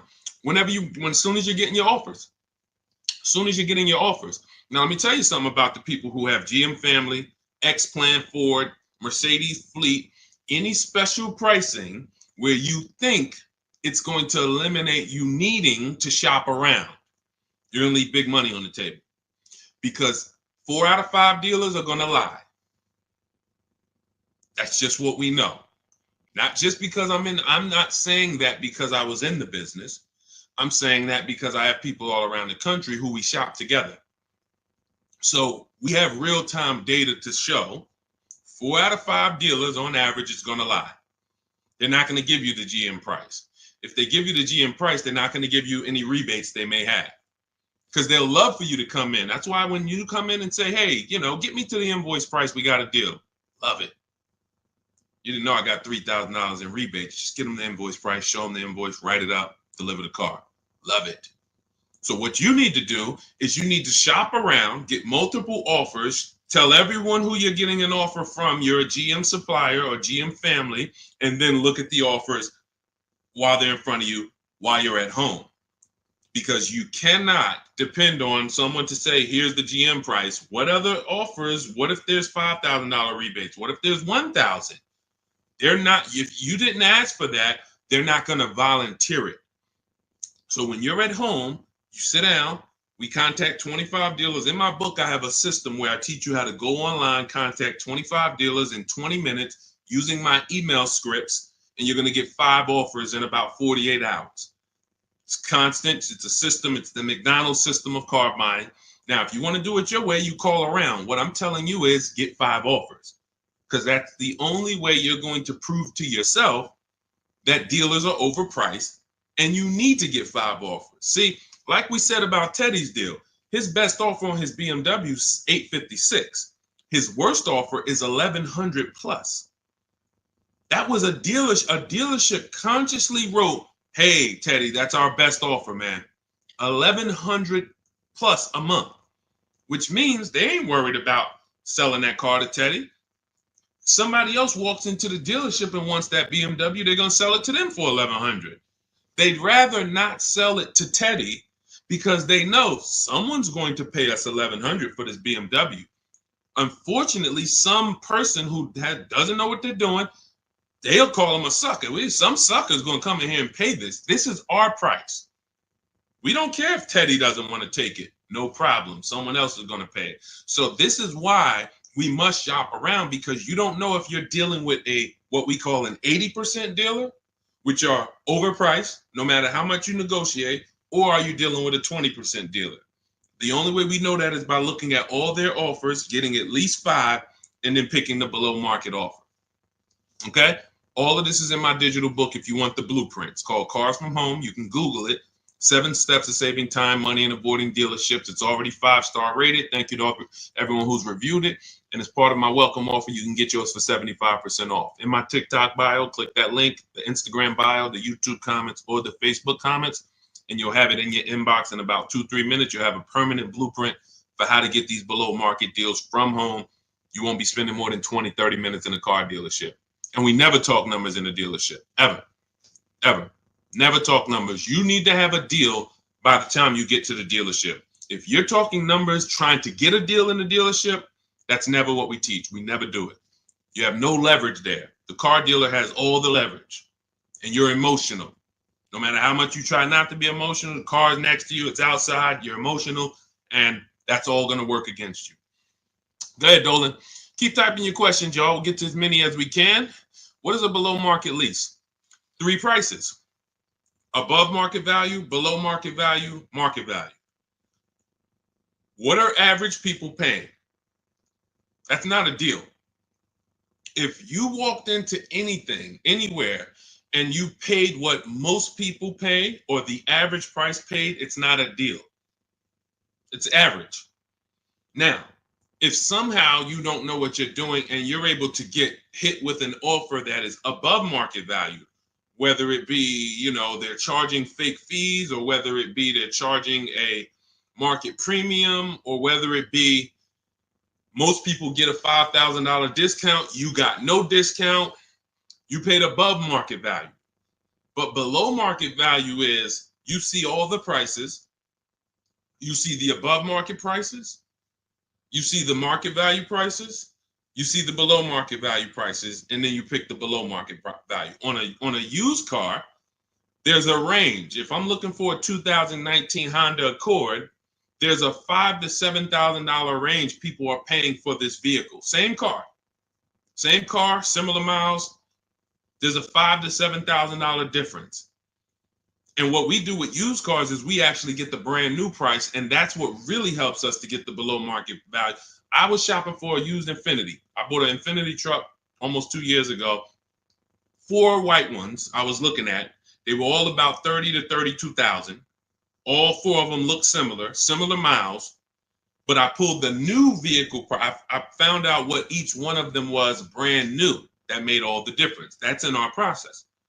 Once I found out what they were brand new, I found out one was 46, one was 48, one was 52, and the one I ended up getting was 54,500 special edition. Cameras all around, all types of stuff in it that the other ones didn't have, but they were asking a similar price, below market.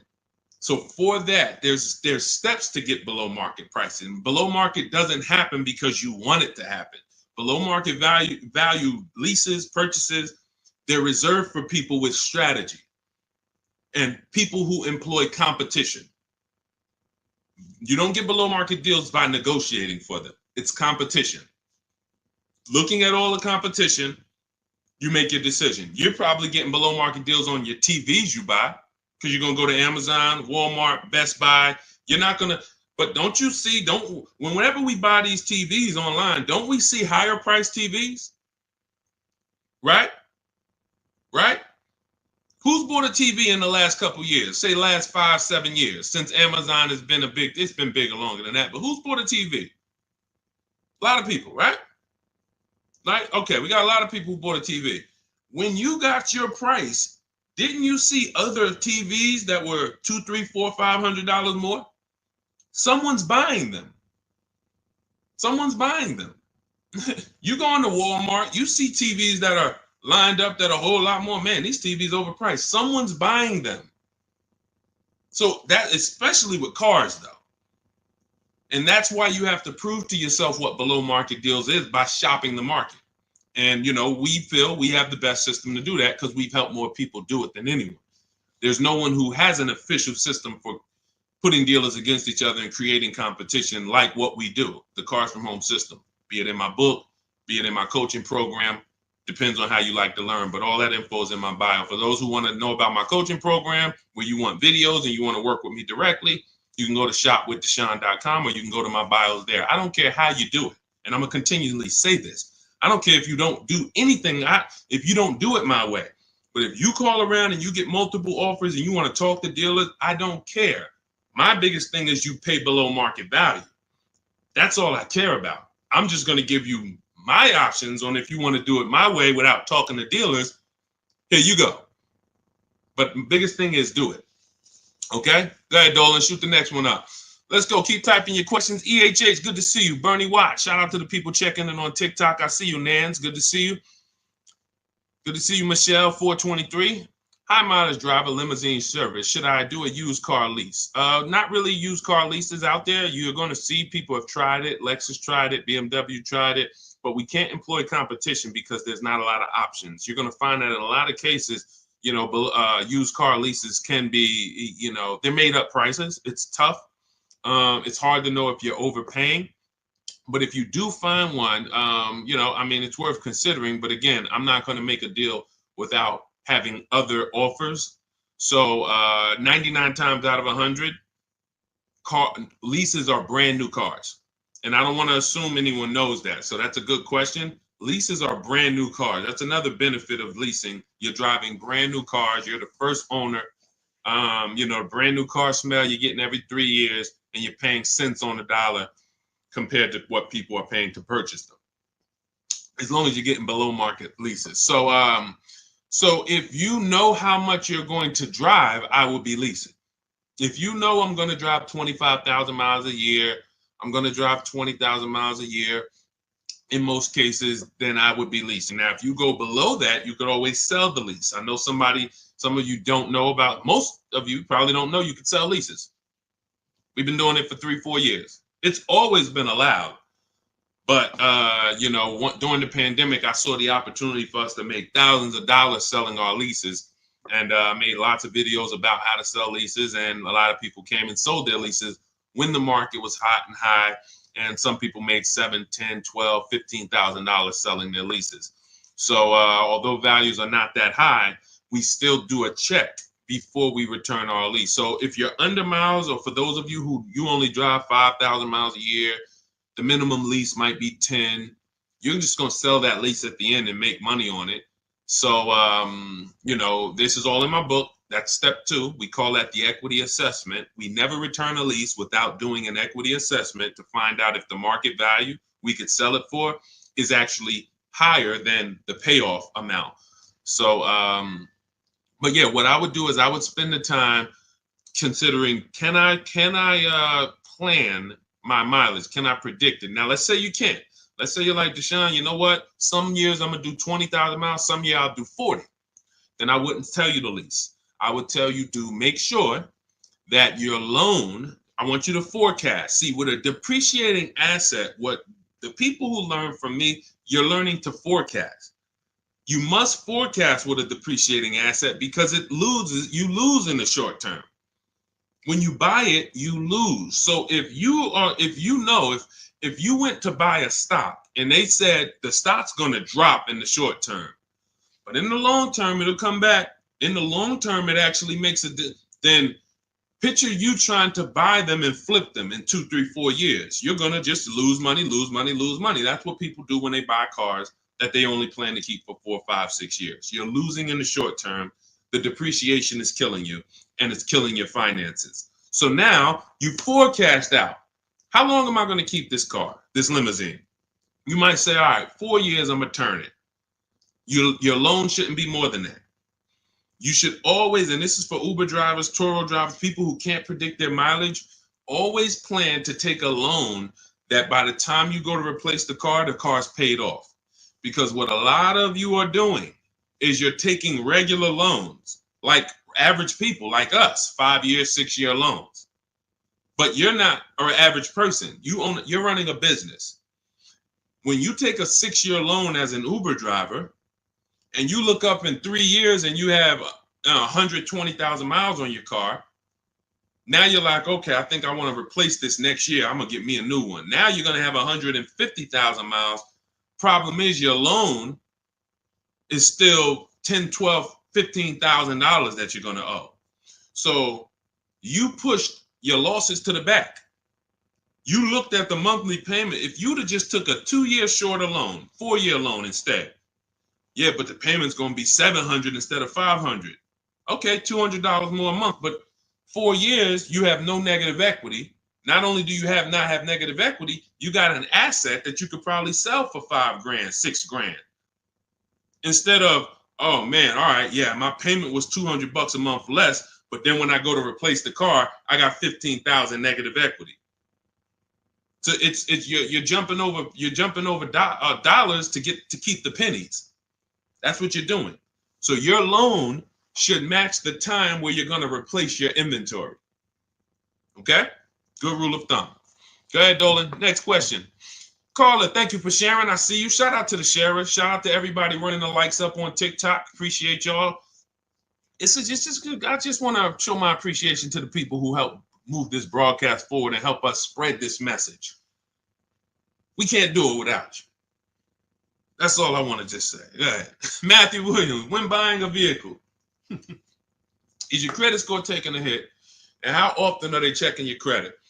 So we teach something called the bank bidding war.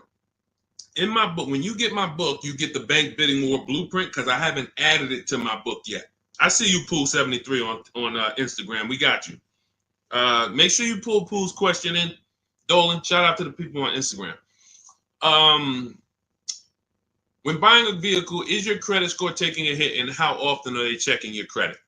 We use something called the bank bidding war.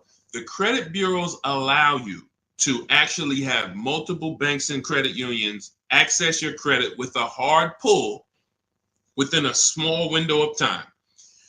14 to 45 days is what they say. You can Google this and you can prove it to yourself. Now, we don't even want to play with 14 days because I like the idea of making sure if you give me a minimum of 14 days, let's do it in 2 days. Now, they're going to allow you to have multiple people access your credit because they consider that rate shopping. If you're going to get a loan, rate shopping is, I'm going to give Bank of America a chance, credit unions a chance, I'm going to give the dealers, banks a chance, but it has to be within a small period of time. And you cannot go from this dealer, here, run my credit, and then go to this dealer, run my credit. That's not rate shopping. That's car shopping. This dealer here is running your credit, that dealer's running your credit, you're going to get banged out. So what we do is we don't let anyone run our credit until after we've already found the car. See, because the banks don't want you shopping. And my goal is to get you to understand the banks are not your friend. You may think the bank, oh, this is my bank, I've been working with them. Listen, they're not your friend. If they weren't making money on you, they wouldn't be doing business with you. So the money in loans is so big. There's so much money in loans. It's amazing. Why do you think banks are rich? Like, why do you think banks are in the banking business? They don't sell cars, they sell money. So what you want to do is realize that if banks don't want me to shop around, what are they going to start doing to keep me from shopping around? Well, they're going to give me a hard credit pull to get a pre-approval. Who's seen that? Hard credit pull to get a pre-approval. Stay by your keyboard, y'all. Remember, new people, we dialogue here. This is what we do. So you got to stay by your keyboard if you want to get the most out of what we do here. Hard credit pull, pre-approval, it's trash. Because now they've actually pulled your credit with a hard pull. The minute they pull your credit, they start the window of the rate shopping window is open. So that means you only have a certain period of time to have anyone else access your credit before that window closes. And those hard, that, if your credit score is going to drop 10 points for that hard credit pull or 8 points, whatever it is, If you do it again outside of that window, it's going to drop again.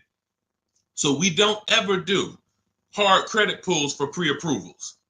We always need to get a pre-approval with a soft credit pull if it's available. If not, then we use a tool. In my book, I have a calculator I created. It's called the Perfect Budget Calculator. By the way, in that book, I have 5 calculators I created. You can't find them on Google. That alone is worth the price of the book. Different calculators. We counter dealerships with. We buy used cars. You get to a part and you're like, wow, I've never seen a calculator like this. Yeah, because we invented it. So we use the Perfect Budget Calculator. We take the average rate in the market and we budget. The budgeting tool actually tells you exactly what you can spend on a car, gives you multiple goals, so you're always below your maximum, and then you go shop. Because the only purpose for a pre-approval is budgeting. That's it. Just like, you know, we got homeowners on here, right? You own a home? You own a home? Type yes. Homeowner. The only purpose for the pre-qualification is to see what you can afford, right? That's all we need the pre-approval for. So that's why I created the Perfect Budget Calculator, so that you can actually use it. It creates the budget and then you move. I see you, AdWash. Yeah, that's the purpose. So we don't need the loan until we find the car. Just like with the house, I don't need the loan until I find the house. What I need is a pre-approval or a pre-qualification so I can budget. Then I go shop.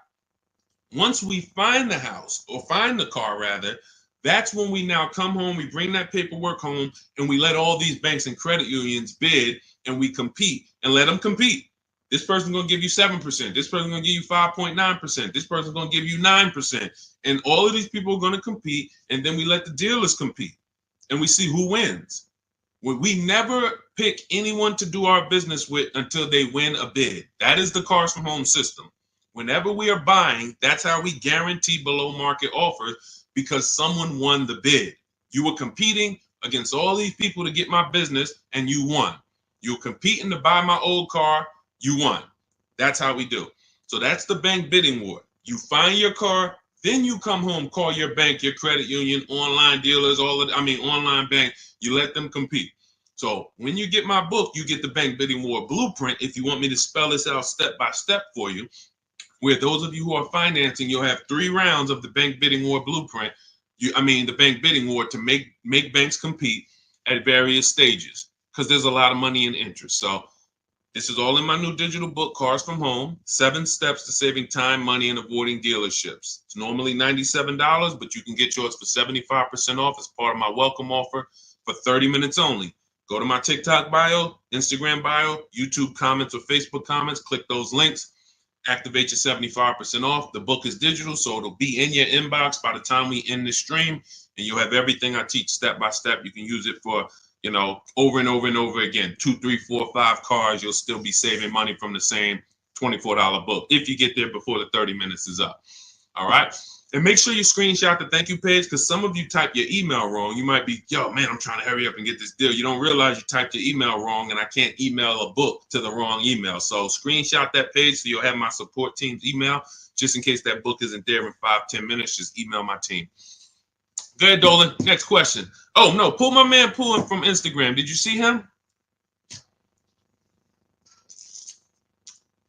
We got Ingrid too. It's a lot of people on Instagram, so we're gonna try to get to questions from every platform. Do you ever advise buying the lease at the end because you went way over miles originally allowed? Great question. No, I'm gonna tell you why. The moment you lease your vehicle, your contract says what you should bring the vehicle back with in terms of miles. Let's say average is 36,000 miles, 12,000 per year. They have a buyout price based on that, a residual value based on that. So that means at 36,000 miles, they already know this is what we plan to sell the vehicle for on the market when he brings it back. Let's just call it 18,000. Now, 18,000 is based on 36,000 miles. It may not be a good price. That's why before we actually buy our lease, we always do a market comparison. Is the price I'm going to buy my lease for even a below market price? If I could go get a used car that is similar miles, similar condition, similar features, but I can get it for 2, 3, 4,000 less, then my lease buyout price is overpriced. It's over market. So that's step one. We have to do a market assessment before we even consider buying the lease. But here's the bigger thing about going over miles. Just because you put 20 more thousand miles on it, that purchase price of 18,000 is still based on 36,000 miles.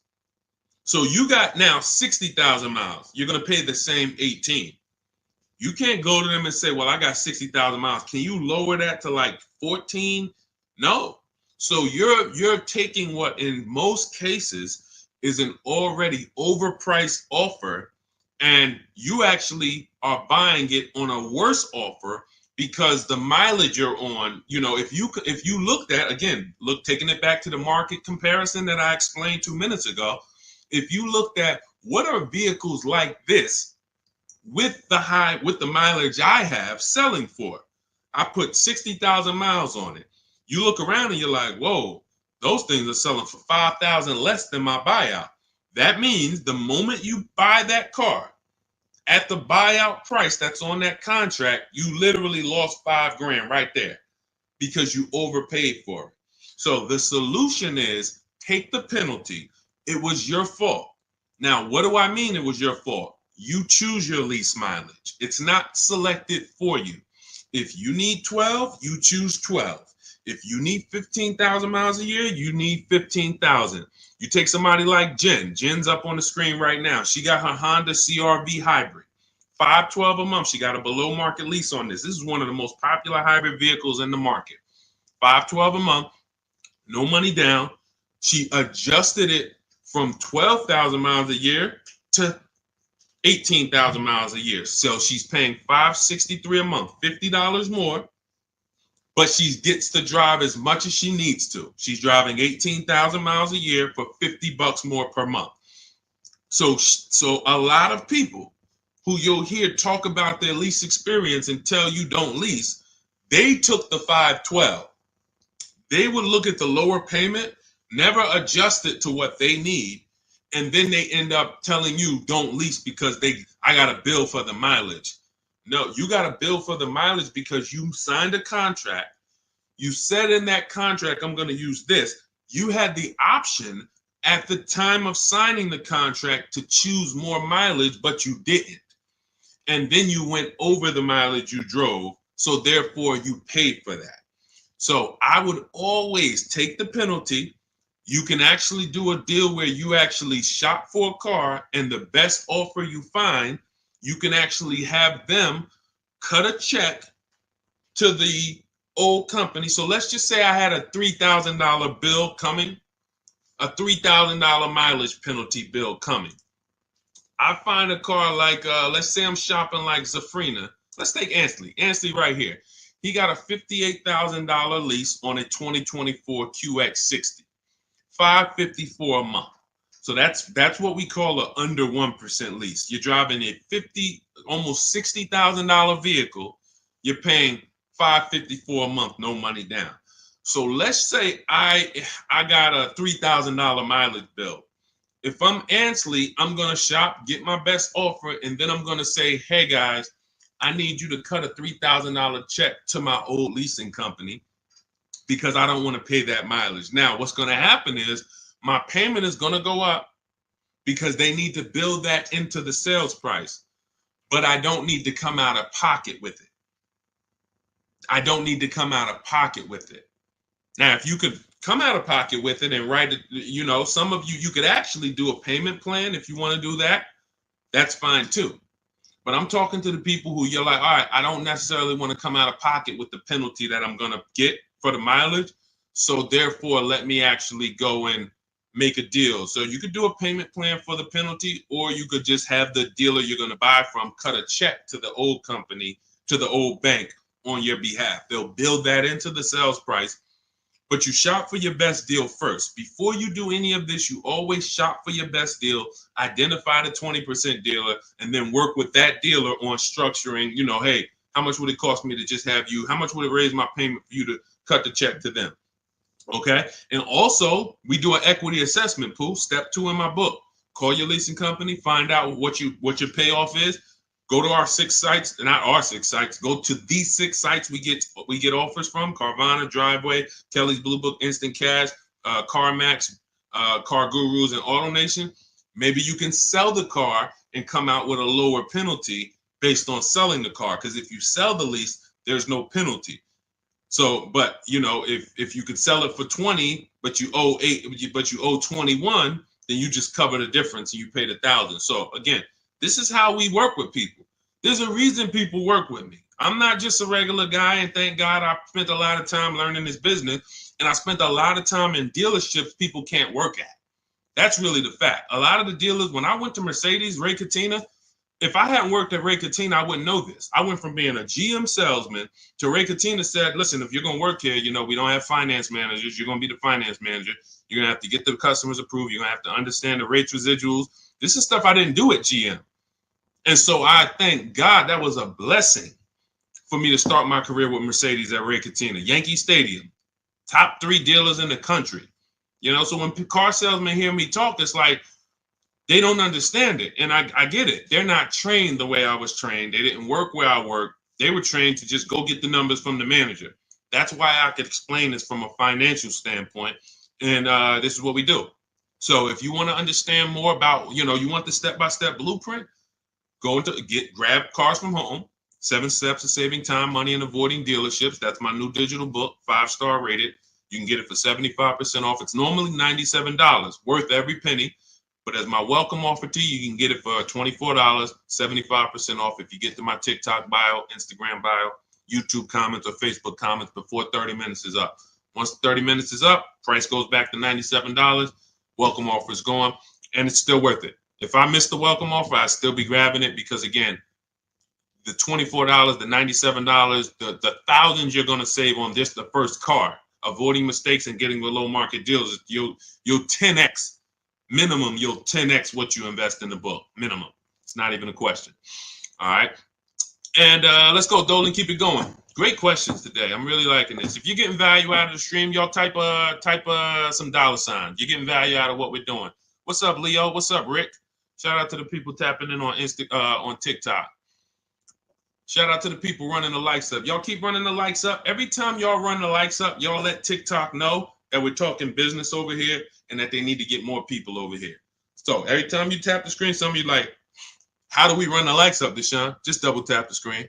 Just double tap the screen. Yeah, shout out to everybody who is supporting the broadcast. Let's go. Go ahead. All right, and you know what? And I usually look, and here's the thing. I'm going to tell y'all this, and I just thought of this. I'm going to give and prioritize answering questions from the platforms that are the most engaged. Because I see we got people on every platform, YouTube, Facebook, Instagram, TikTok. People not engaged and they not, look, I see a lot of people on Instagram commenting, liking, sharing. I see a lot of people here. Dolan, when we see the question, when we see people engaged, because people be sitting back on the, you know, playing video games and got us on the same time. We got to give our attention to the people who like, yo, let's go. We over here. Thank you, Big Mike. Shout out to the sheriffs. I see you on TikTok. Go ahead, Dolan. All right, here we go. When you lease, can you only deal with that dealership? Well, we never lease without a dealer winning the bid. So I want you to think about it like this. Whatever car you choose and you want to lease, that dealer, that car is all around the country, sprinkled all around the country. That dealer might have more than one, but in the state alone, there might be 10, 15, depends on the car. Now, when you look at the car, do you have to realize it's like when you go into the store and you're looking at spaghetti sauce. You go in the ShopRite, spaghetti sauce is $4.99. You go into Pathmark, it might be $6.99. You go into Stop and Shop, it might be $5.99. The exact same brand, same product, but it's a different price. You go on Walmart.com, you see it's on sale today for $2.99. Different prices at different places. So you don't have to service from there. Whoever wins your bid to buy your car, you don't need to service from there. You literally can buy from who wins the bid. You service from where it's the most convenient. If a dealer an hour away won the bid, that's who you buy from. But that you could service right up the road. Okay, I don't know if that was the question you're asking. If you want to ask a follow-up, Ingrid, feel free to ask a follow-up. Go ahead, Dolan. I see you. She's like, I'm paying attention. Car Merch Corner. Is it a good deal for $13,000 off an MC20 special? I can show you better than I can tell you. Let's just say, right, Sean's thinking like you. Sean's like, man, I got this dealer offering $13,000 off. That sounds good. Well, let's look at his F-150 Lightning XLT. He ended up getting over $20,000 off, almost 21. Had he took 13 from one dealer, he would have been leaving $8,000 on the table. He would have overpaid by $8,000. And this is why I say negotiators pay market value. Because I'm sure you negotiated for that $13,000 off. I'm sure you didn't walk in and just say, hey, give me a price, and they gave you $13,000. You probably spent time, energy, and money to get that $13,000 off.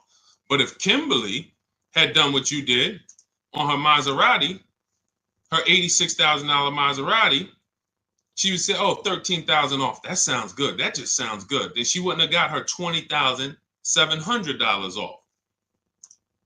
Now, how do we know these are the below market deals? How do we know that $20,000 on Kimberly and Sean's deal was the below market deals? And it was. How do we know it wasn't more money? Like Milligan. Milligan got, using our system, all of these people used our system, but Milligan got one of the biggest discounts I've ever seen. She bought a Mercedes EQE, $27,000 off. You got to zoom in, and I'm gonna, snip this different and zoom in on it. You can see the lines here with the yellow $79,000 vehicle. She ends up getting it for $51,000 after all the discounts and rebates. So how do we know that they were below market? They had all these other offers. That's the key. Kimberly knew this $20,700 off is the best because I have 7 offers higher than this. Different dealers, a lot higher than this. Now, if you told me, Carshare, Deshone, $13,000 off a good deal, I got another dealer who's only giving me 10. I got another dealer who offered me 7 off. I got another dealer who offered me 5 off. Then I would tell you 13,000 is the win. Go ahead, grab it. But because you don't have that, you negotiated versus doing what we do, which is get bids. Now you're at the mercy of trying to hope you're at the bottom. You can't win. You just can't win. That's why negotiators pay market value and not below market value. You can't feel for the bottom. You can only assess the market, multiple offers, get to the bottom, 5 to 7 offers, pick the best one while you relax at home. It's just it. It's just it. Oh, great question. Common question that a negotiator asks. Man, I talked them down this much, Deshone. This got to be good, right? What do you have to compare it to? Nothing. Okay? Get more offers. You could do it your way, call around. You could do it my way. Email, scripts, all in my book. It's up to you. Go ahead, Dolan.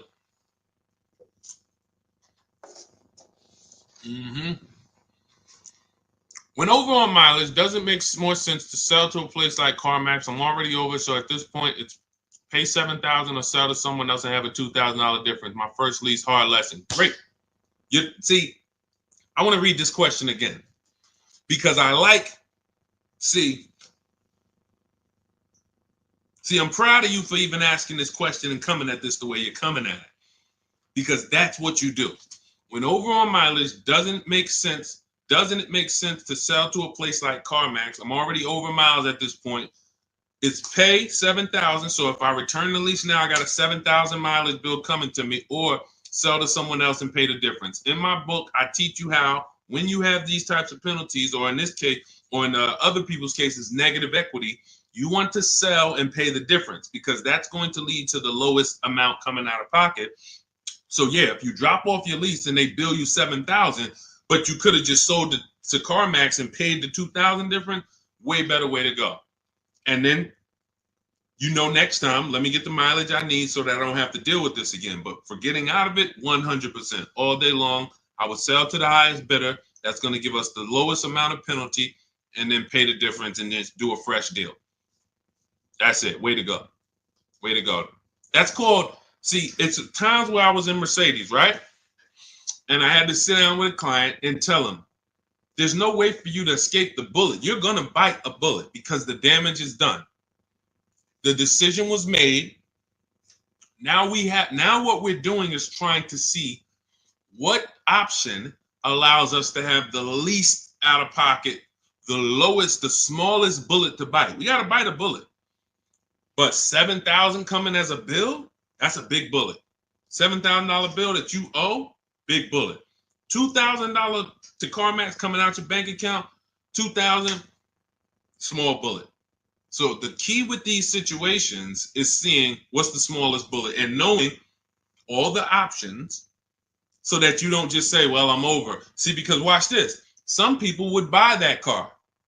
And what they would do is they would buy that car, pay, I mentioned this probably about 10 minutes ago, pay the normal buyout price, but except they over miles by, probably 40,000 miles. So a car that should have been 12,000, they buy it for 20, and now they're invested in that car. Financing those losses is horrible. That's a huge bullet. So there's all types of bullets, and what you need to know, and you already know this, but what anyone outside of you needs to understand is, when I got myself in these situations, I need to know every single option for getting out of it. Because if I could have paid $2,000, but I paid $7,000, or I paid $8,000 and financed it, that's just ignorance. That doesn't mean I'm stupid. There's a difference between being stupid and ignorant. Ignorant means I just didn't know. I was not aware, and it cost me.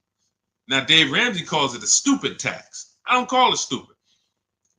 I call it you just didn't know. That's ignorance. That's why I make it my business to tell you all the options. In my book, I lay out all the options. And if you choose the wrong one or do the wrong thing, having all the information, now that's no longer ignorance.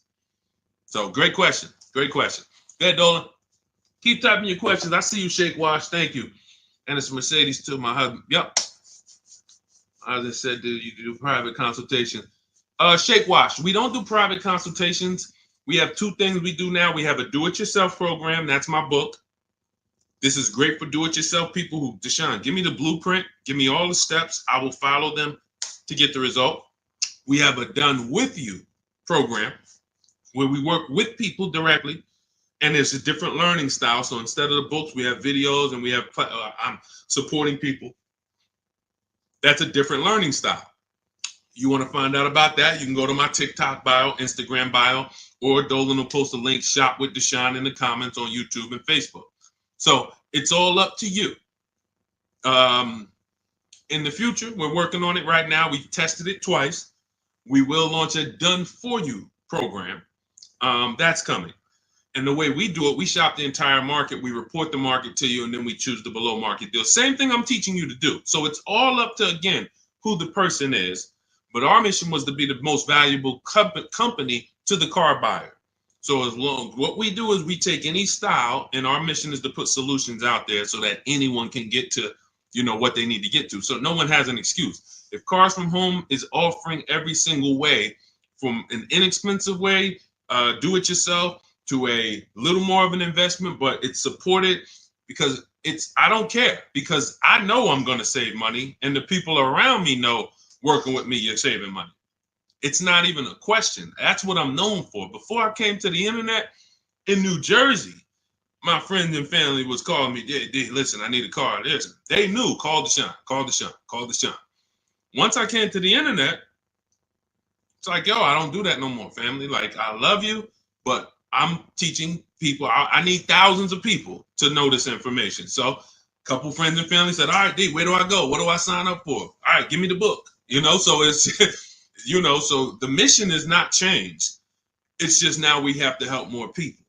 So, but yeah, I mean, there's no one attached to me who knows me who would be like, yo, knowing Deshone hasn't saved me $10, $15, $20,000 just knowing him when it comes to this car stuff. That's what I hold myself accountable to. All right, go ahead, Dolan. Jason Simmons, should I pay for taxes up front on my lease or have it wrapped into the lease payment? I would always shop for a lease with no money down. We shop with only, this is the structure we use when we shop. First month's payment only, out of pocket. because with a lease, you pay at the beginning of the month. So when you see these people, India, when you see these people, Zafrina, Ansley, they all are, when they say no money down, they're paying their first month's payment and then they drive off. If we can get a deal, between 1%, and a lot of these deals are under 1%. Some of ththese people got 0.88%. Zafrina on her Jeep, she got a 0.88% lease, $65,000 vehicle. So what our goal is, under 1.5% is the best offer after, because the lease programs change. So sometimes it's super, very, very hot vehicles, and the lease programs don't have much support. So your best offer is going to be 1.4. You're going to see other vehicles 1.5, 1.6, 1.7. You're going to see other offers, that are a lot higher, but the best dealer might come in at 1.4. Okay, if you really like that vehicle, then I would take it. There's a lot of other vehicles that offer more value to lease, because as you can see, if there's, Charles got a Palisade, very, very hot vehicle. He got as a 1.25, I believe, 1.23, $48,000 vehicle, $597. That's a hot vehicle. Palisade has been hot. Kia Telluride has been hot. So to pay 1.4, 1.5, you have to really, really want that vehicle. But that's the cap. So if we find a vehicle, as long as it's under 1.5, it's good value. It's a deal. Lower the better. But down payment comes to affordability. That's all that matters when it comes to down payment. That's all.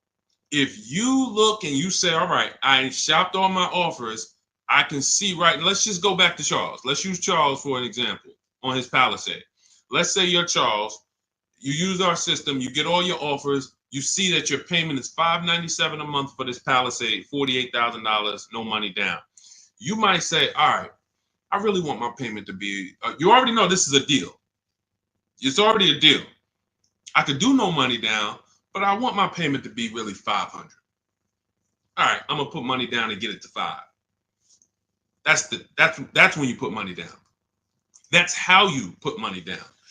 Money down is never buying your deal. And for too many of you, money down buys your deal, which is not a deal. You think, well, what's the payment if I put this down? You're not looking and basing it off of, man, I got a below market price. You're trying to buy your way into the deal. That's why when a car salesman talks to you, what's one of the first questions they ask you? When you look at a car, right? One of the first questions that they're going to ask you is what? Once you pick a car out, what are they going to ask you? Let's give everybody some time to type. What are they going to ask you? Thanks, AJID. I see you. Thanks, Big Mike. Shout out to the sharers on TikTok.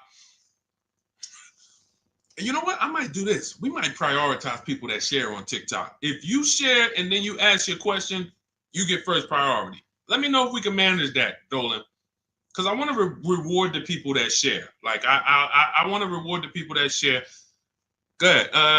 Yes, how much you putting down? Now watch this. How much do you want your monthly payment to be? Yes, good one, Shake Wash. That's the related question because the car salesman wants to see, are you a payment shopper? Am I talking to a payment shopper? A payment shopper is trying to get to a certain payment. They're not concerned with how much the car costs.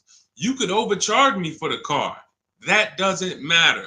Get me to my payment. That's why being a payment shopper is a dangerous way to move. That's why the way we shop no money down because it allows you to see what you're truly paying for the car. So now when we consider that there are going to be people who want us to get into monthly payments, now they're trying to get us to realize, well, you got a deal because I got you to your payment. No, you didn't. The deal is, did you pay market value, below market value, or above market value, regardless of the payment? If somebody went into a Bentley dealer, if we got a bunch of prices on Bentleys, all of us just got a bunch of prices on Bentleys, and we got a $200,000 Bentley, and they took off $100,000, $50,000 off. 50% off. We'd all be looking like, wow, okay, out of all these offers, that deal, this is it right here. The payment's gonna be $3,000 a month. The payment has nothing to do with whether it's a deal or not. So when we look at putting money down, it is only for our affordability. The deal process of getting a deal has nothing to do with the process of monthly payment association. Nothing to do with it. We need to find the dealer who's going to sell us the car for the lowest amount of money. If I'm buying a pre-owned car out of a 100-mile radius, what dealer is going to sell me the best pre-owned car for the lowest price on the market? If I'm leasing a Honda Accord, what dealer is going to sell me the Honda Accord within a 100-mile radius for the lowest price? If I'm buying a brand new, Kia Telluride, what dealer within 100 miles is going to sell me the Kia Telluride at the lowest price? If I'm getting a loan, what bank or credit union within 100 miles of me is going to give me the lowest rate on the market? If I'm selling my car, not trading, I got this old car, I need to replace it. I'm not trading it into a dealer. What company that buys cars, pays cash, is going to pay me the highest amount for this old car? Y'all clear? This is bidding. We have a bidding system. That's what Cars from Home is. So if you want to know all of this, you want the entire blueprint, everything that Jafrina and Teddy and Jen and all these people I've showed, Raphael, during the stream have used to get to their below market deals, you want to grab your copy of Cars from Home, my new digital book, 7 Steps to Saving Time, Money, and Avoiding Dealerships. It's normally $97, but my welcome offer to you for the next 30 minutes, 75% off. You can get your copy for $24 if you get to my TikTok bio, my Instagram bio, the YouTube comments, or the Facebook comments before 30 minutes is up. You'll pay $24. Make sure when you get your book, you screenshot the thank you page. The book is on the thank you page. You'll see a link that says open the book below, and I also email you a copy. But sometimes you're just moving too fast. You type your email wrong. We can't email a book to an incorrect email. So if that book isn't in your email in 5-10 minutes, I want you to email my support team so they can get your book to you, and you'll have these strategies for the rest of your life. And shout out to everyone who's reviewed the book. Use it. Make sure you email me your deals when you make them. Send me send me the list. Hey, D, look at what I got, man. I got all these offers. Look, man, and I know you did it when you say, hey, I did it. 90% was from the house. Soon as I know the people who use it, because the minute I've seen people who say, man, I went in the dealership, I used all your stuff, and I got this deal. No, you didn't. Sorry, somewhere along the lines you missed it. You might have been trying to go off my social media videos, but you didn't use our system because we're not making deals in the dealership. When I see people that say, yeah, man, the dealer 45 minutes away, I had to drive to get this. There you go. You use the system. When they say, yeah, I did this all from home, they even delivered the car to me. Yeah, you use the system. And you say, man, I looked at 17 used cars. I narrowed it down, and this one had this original price. Yeah, you use the system. It's stuff I hear that I could tell when people use the system. So go grab your copy. Shout out to everybody who checked in. We'll see you on another stream. Keep on learning so that you can relearn. God bless.